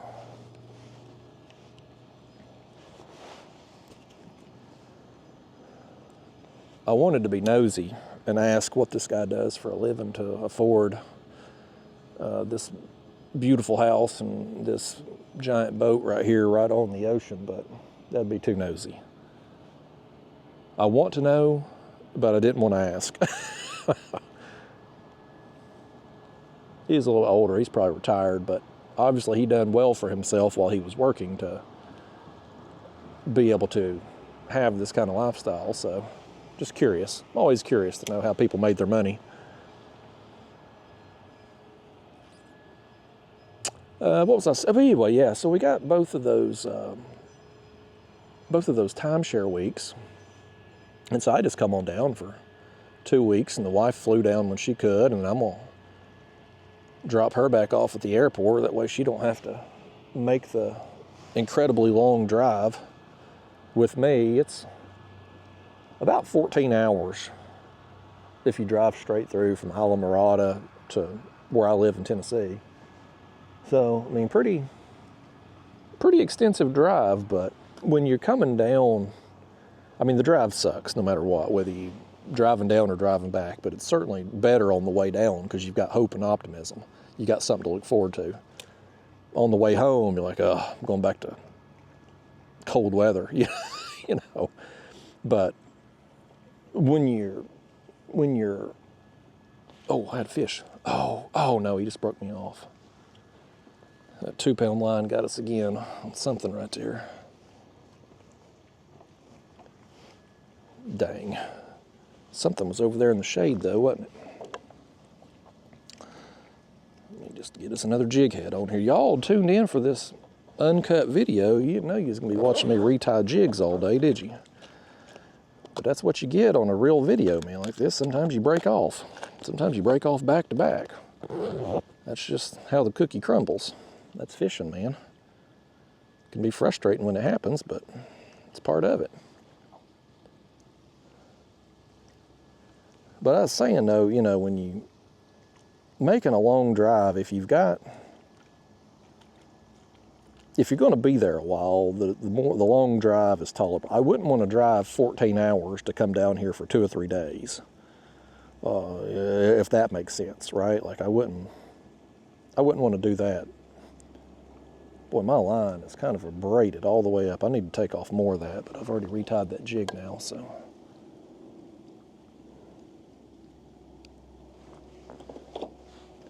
We're going to roll with it. We definitely, next time we retie though, we need to strip off more of this line. Hell, I see some fish right here in front of us. That's a nice one right there, two nice ones. I think those are snapper. Don't ask me, like I was telling him, I can't identify these fish, you know, like I've gotten to a point, I know a grunt, I can tell you and be like, okay, that's a snapper, but there are so many different kinds of snappers, I couldn't tell you which is which. I think these ones we were catching are mangrove snappers, and I think the type of grunts we've gotten today are called white grunts, which I don't know why they're called white grunts, because they're not white. But like, some of the species we're catching, like, well, there was a trip a couple days ago. Oh, he's going to run us up in there in the middle. That's how we're getting our line abraded, going up in them roots. He come out too, good. Oh, good, that's a good one. That's a good one right there. Another one of them snapper. Man, these things are fun on the Ultralight, y'all. I don't know how long this thing is. He's probably in that 10-inch range, probably. Man, they're fun.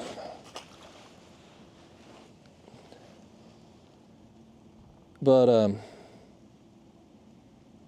boy, my line's braided. I gotta get another shrimp here too.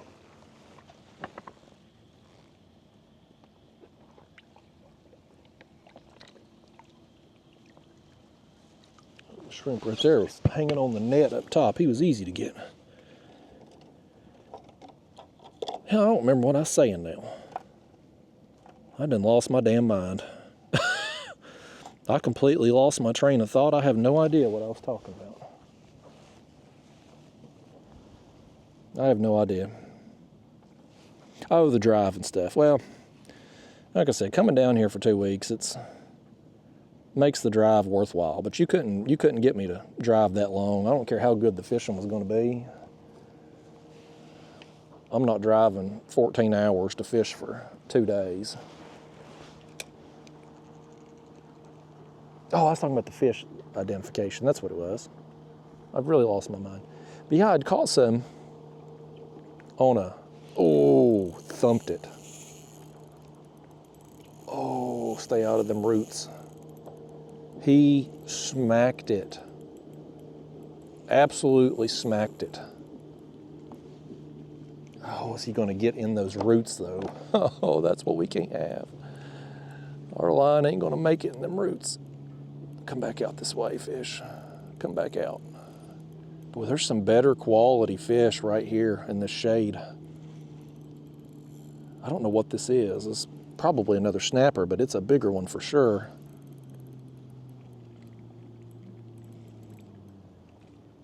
No, I think that's a big grunt.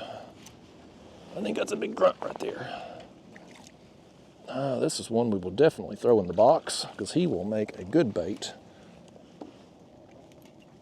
Yes. All right. Look at this guy. Oh, we got him up under the mouth there too. No, he's in the mouth. He's just buried back there in the back of it. Nice, man.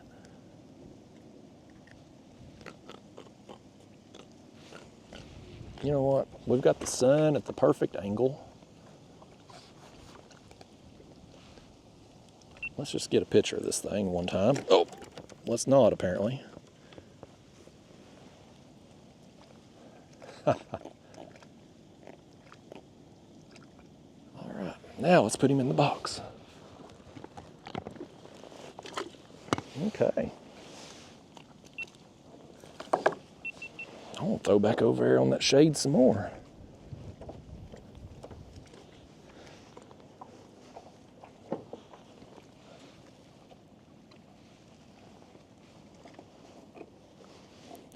But yeah, so I caught some fish the other day along the bridge while I was out trying to get some bait for sharks. And I caught some last year, but I cannot remember what they're called for the life of me. And I remember I'd been told they were okay to use for bait, but you know, I wanted to confirm it, but I couldn't remember.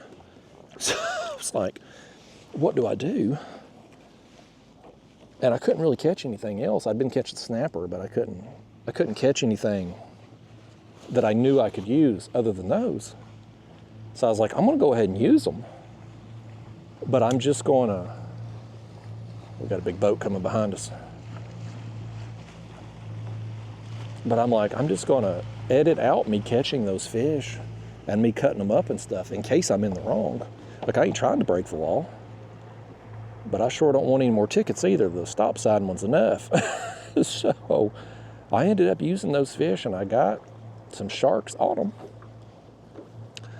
But then the park ranger boat showed up watching me catch one of those sharks, and I didn't know, I don't really know what, I don't know if they were just like tour guide stuff or if they were like game wardens. I honestly don't know. So I didn't want to chance it. So I threw out my bait that I had left, because if they checked me and I was in the wrong, I knew I was going to get a ticket.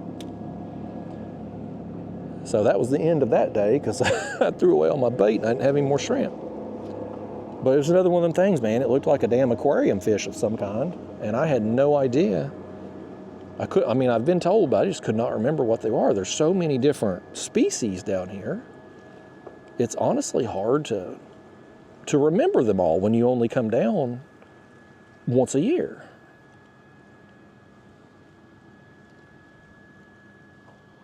Eventually, I'll get them figured out, though. Eventually.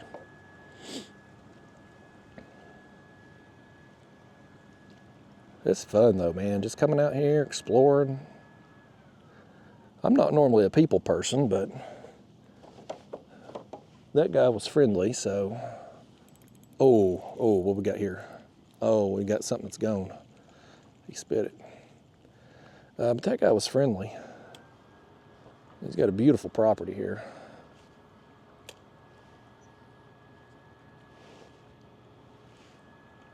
I bet you, man, this is another, that cop that was so angry. I was thinking about this on part of the drive down. It's like, I can see why people down here, older people, like the cop that got me, he was older. Probably, I don't know, 50s, 60s, somewhere in there. Tough to judge an age, but you know what I mean. Older than me. And on one hand, you look at these people that live down here and you're like, man, you're so lucky. You know, you live in paradise. You get to, every day you wake up like you're sunshine and beautiful weather. An amazing place. But on the other hand, it's very expensive to live down here. Like, everything's expensive. I mean, I've been sticker shock this week just on food, right? Like, you go to, me and my wife, we've been going out and eating one meal a day. Like, we fix stuff there at the house we're staying at for breakfast and lunch, but we go out for dinner. Try a different restaurant every night. And you get some restaurant down here, say you get a hamburger. That hamburger back home at a comparable restaurant would be $12 to $15. Down here, you're going to pay $20 to $25 for the same burger. Like, you're just paying a premium for stuff like that. Then you throw in housing costs, whether you're rent or mortgage down here, homeowners insurance. There goes some mullet right there. Homeowners insurance, property taxes, HOA fees. Then you're going to pay more for car insurance down here and getting new. Oh crap! I threw up into the. We ain't getting that back, man. Them mangrove leaves eat that. I threw deep in there too. Crap. Y'all made a terrible cast. I told you not to throw up there. Well, we needed to cut off some of that line anyway. In fact, I'm going to cut all of this off right here because we were abraded, and now's a good time. Now's a good time to do it.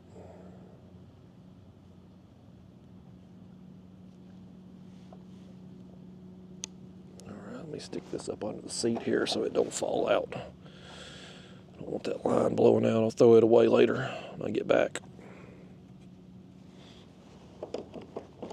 But anyway, like I said, the expenses down here are just extraordinary to live down here. And so if you've got a normal, if you've got a normal job, like say a police officer or some public service worker, on one hand, you're living in paradise. Oh, crap, that jig head's messed up. The lead over the eye.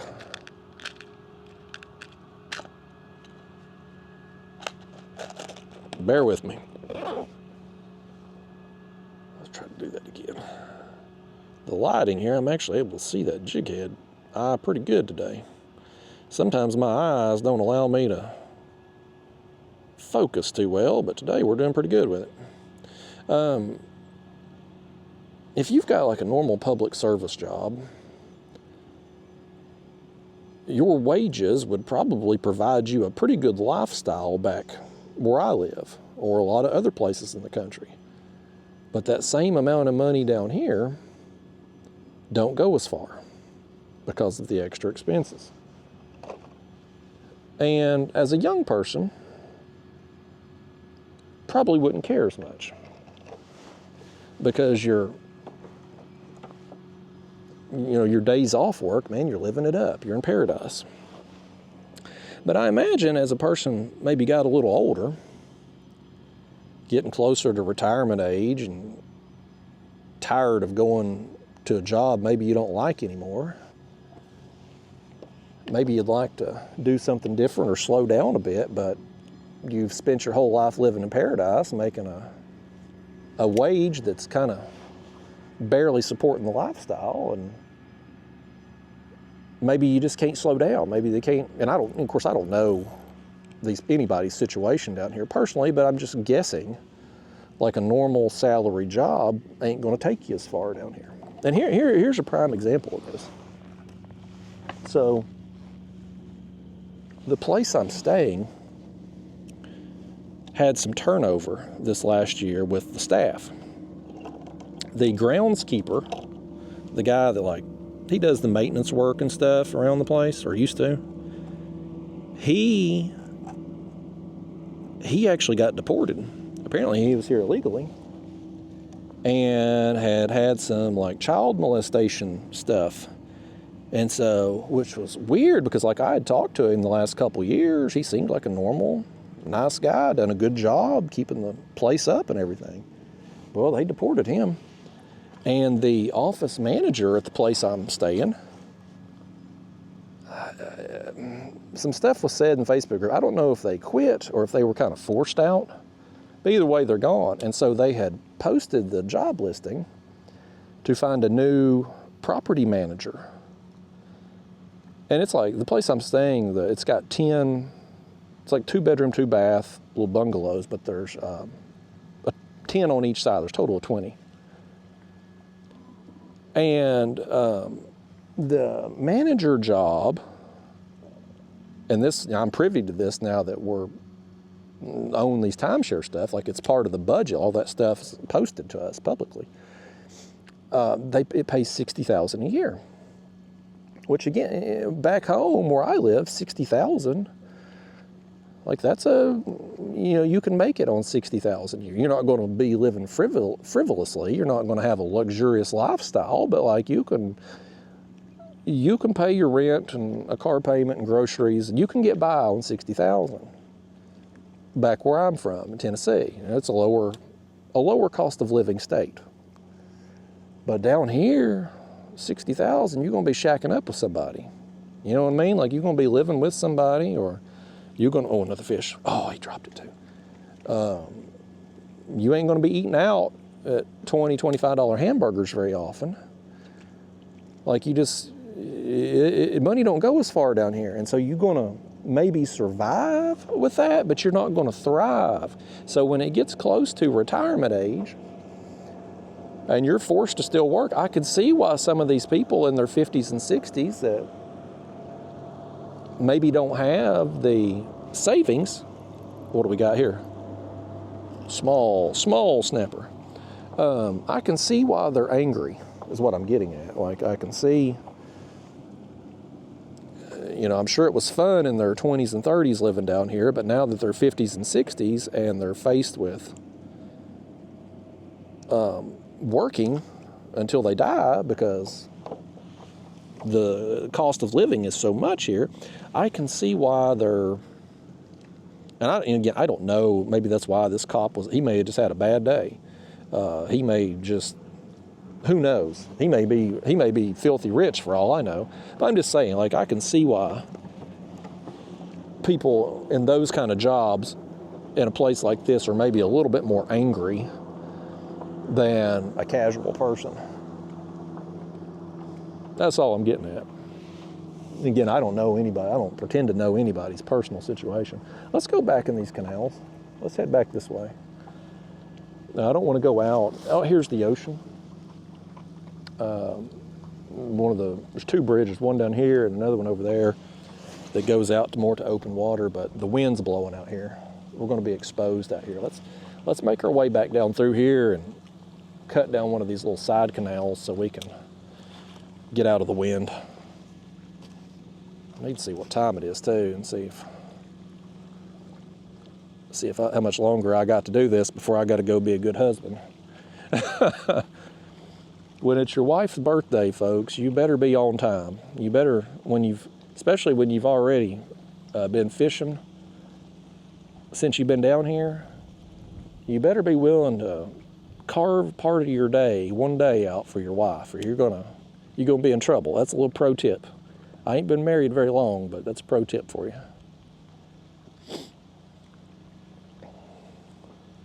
So I don't know, man. It's the fishing guide I met last year, that fella Chase, who I want to fish with this year, but I ain't got around to calling him. I've been doing so good on my own, I ain't called him up. But he was talking about he lived with a couple people, and he has to be able to afford rent and do what he wants to do. So he's living his dream, but there's just not a lot of extra, and the opposite of that is you go somewhere like where I live in Tennessee and you have a lower cost of living, so your money goes further, and maybe you've got more to put back for retirement or to have nicer things or whatever, but you only get to vacation in a place like this. Oh, fish. Oh, he's going to strip some line too. Get out of them tree roots. Get out of them. Oh, he's back in the mangroves. He run back up in there. Oh, man. I can't believe we haven't broke off yet. I can't believe it. Oh, he come out too. He come out of it. He come out. Boy, we got lucky right there. Boy, that's another good one right here.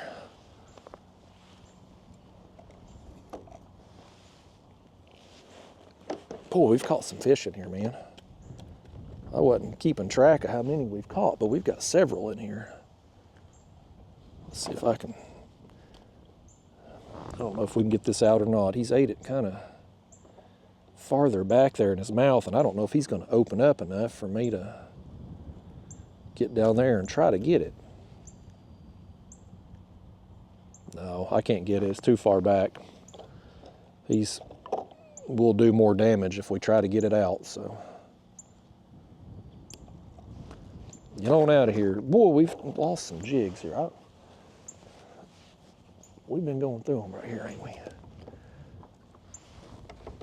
Let's keep drifting down this canal, though, as we retie. I'm going to catch a few more fish here, and we're going to, according to the camera here, we're coming up on 2 hours. That means I'm going to have to get out of here soon.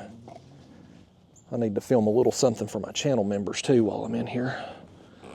Do a channel members video, give an update to them, everything going on. But it's a choice you make. If you go to a place with a lower cost of living, like my situation in Tennessee, maybe you have a few more nicer things and a house that you can live in on your own and not have to share with somebody other than a spouse or whatever, but you only get to vacation at a place like this. You don't get to live here, so it's a trade-off. Now, people like the fellow we met over there on that dock, who knows where he come from or how he made his money, but obviously if you've got a place like that and a big boat like that, you're doing well for yourself, or have done well for yourself. A lot of people I've met out and about are people who have retired down here. They've made their money somewhere else and now want to spend the rest of their days in paradise. But, on that note, you get to be a little older, your days of high energy and being able to do whatever you want to do when you want to do it are kind of behind you too. So, pros and cons to everything in life. So I guess what I'm getting at, you got to make the decision for yourself, what's best for you and your situation. And that shrimp said the best situation for him was to go down the pedal drive. Let's get another one. I'm going to catch a few more down through here before we wrap it up today.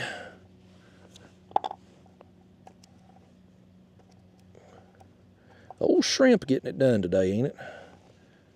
These pieces of shrimp here, we could have thrown them live. We'd have just went through a lot more, went through them quicker, catching probably the same fish. Oh, look at all the mullets. Look at all, let me see them.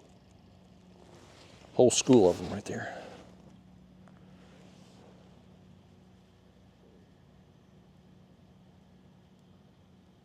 I think the water is incoming now.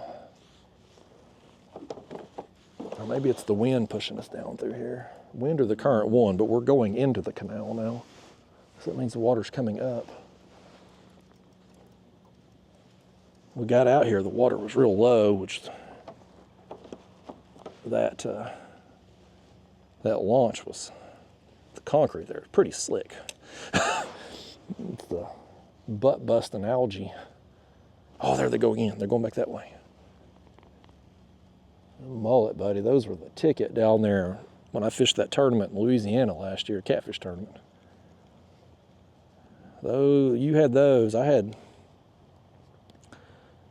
them live ones that I used on tournament day. That was the ticket, man. Good baits. I think they will hit lures at times, but easier to throw a cast net and get them. Let's throw over here where we saw them others there on the way up.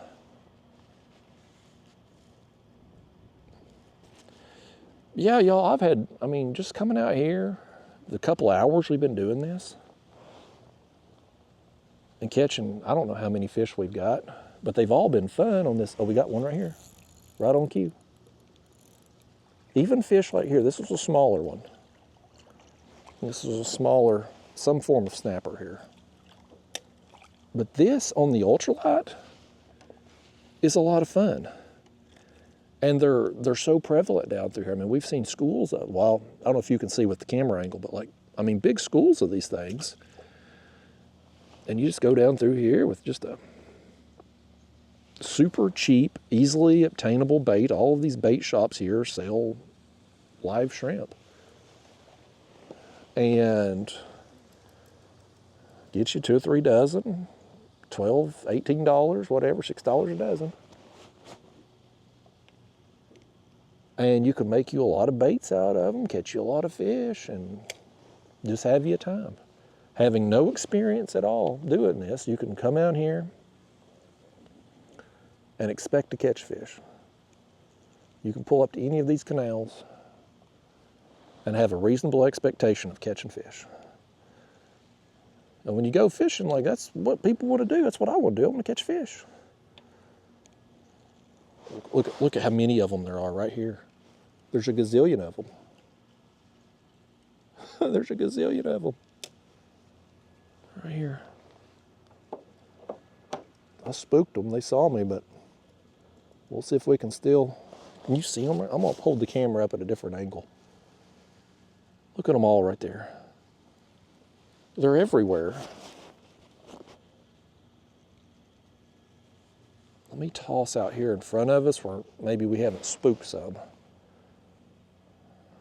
They're everywhere right here. There's 100 fish right here. They're everywhere, man. Oh, that's a big one right there.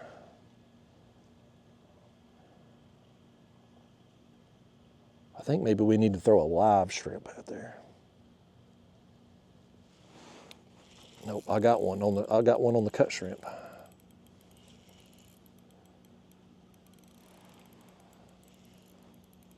I ended up getting one on that cut shrimp. I just kept letting it sit there. There are so many of them though. Right here at the edge of this canal. And the light angle, it's easier to see them coming back this way. Man, y'all. This is awesome.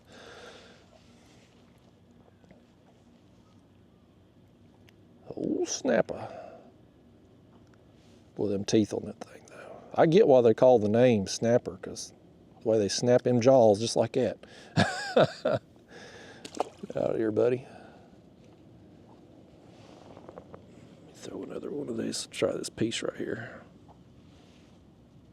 I can't believe, though, we didn't really get any attention on the worm. I didn't throw it long. But the fact you can't buy a worm, at least I don't think you can.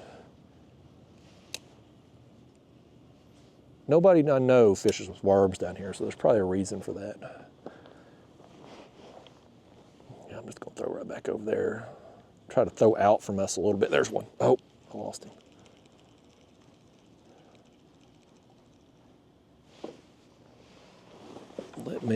Let's put a live one on. I can get hold of one. Okay, we got one. Let's put this live. Oh. Boy, they're hard to get hold of.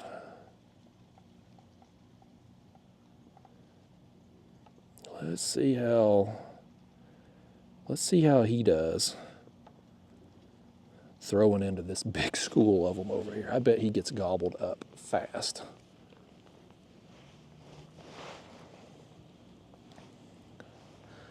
All right, he's out. He's sinking down. And he, oh, something ate him. It ripped him off. Probably just wasting these, throwing them out like that, but I'm gonna do another one just to see. Like, there's so many of them. Even if there's some bigger fish under these, I don't know that we can get it down. I don't know if we can get it down there to them before the smaller ones will get it. Either way, let me just throw right here in the middle. Right in the middle of this canal. See what happens.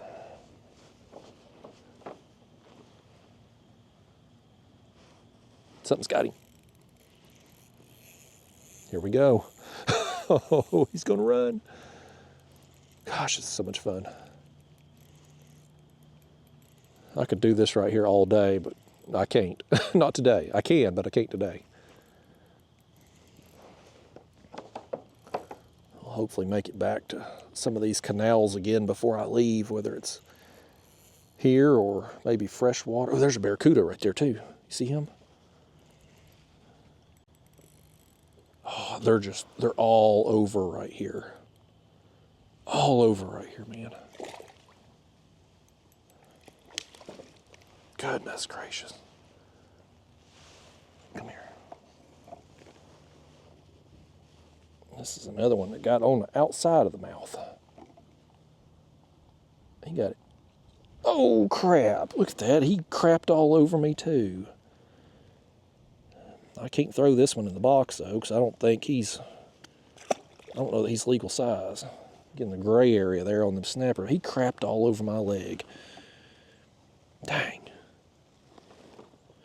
Let me throw one of these bigger heads right here. I'll drop that one.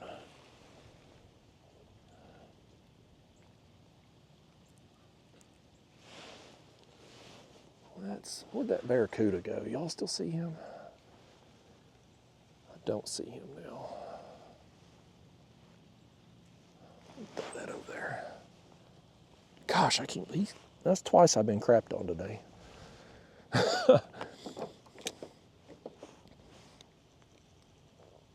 Oh, I got one. I went to pick up on it and got him. Man, there's so many fish right here, y'all.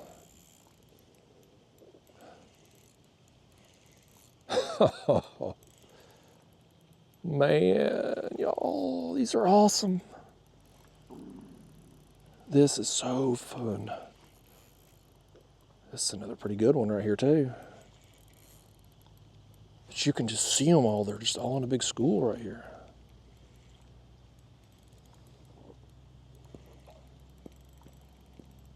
Man, this is amazing, y'all. Again, we launched at the boat ramp and started fishing. Fished our way down through here. I have no doubt we could have cut down any of those other. I'm gonna net this thing. I think I'm gonna break my line if I try to boat lift him. Nice. Nice, y'all.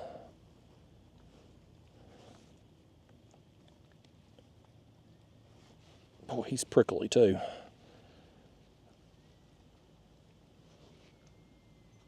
Give me that hook back, you old fish. Give me it. Give me it.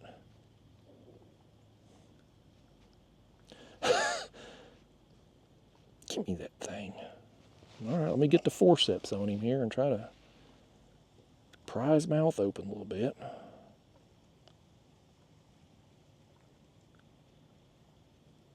Boy, he's being ornery, ain't he? He's being uncooperative.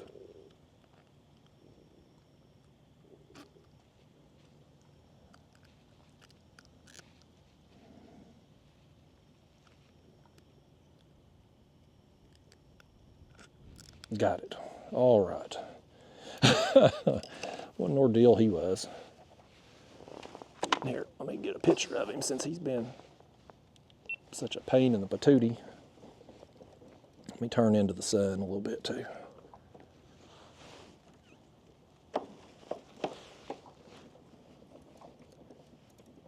Okay.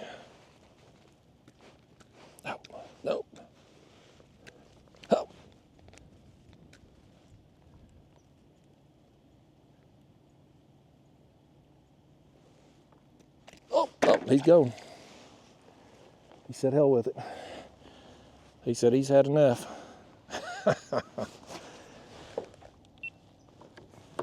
wish we could have landed that barracuda earlier. There we go. But it makes it handy having that extra camera up there for... Let me grab another shrimp. Here's what I'm gonna do, folks. I'm gonna get us about one more. The camera says 2 hours. It's been rolling now, so we're kind of in that time frame. I'm gonna film a channel members video, give them an update of how my trip's going. I've also got one of my channel members that's gonna be down here. On one of my members videos recently, I talked about if any of them were down here in this area while I was here and wanted to link up and fish, to holler at me. So one of them did. And so I'm gonna try to find out what his situation is. I might be fishing with him. But I need to do a members video, and then I gotta skedaddle and go be a good husband today. But let's try to close this out on a fish. I got a feeling we're gonna get one right over here too. Just gonna let that thing sink down and sit there until one eats it.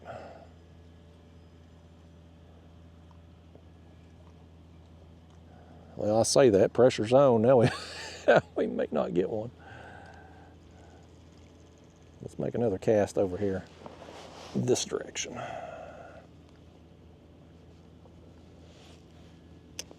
That ought to get eaten. That's more over there where we were seeing them.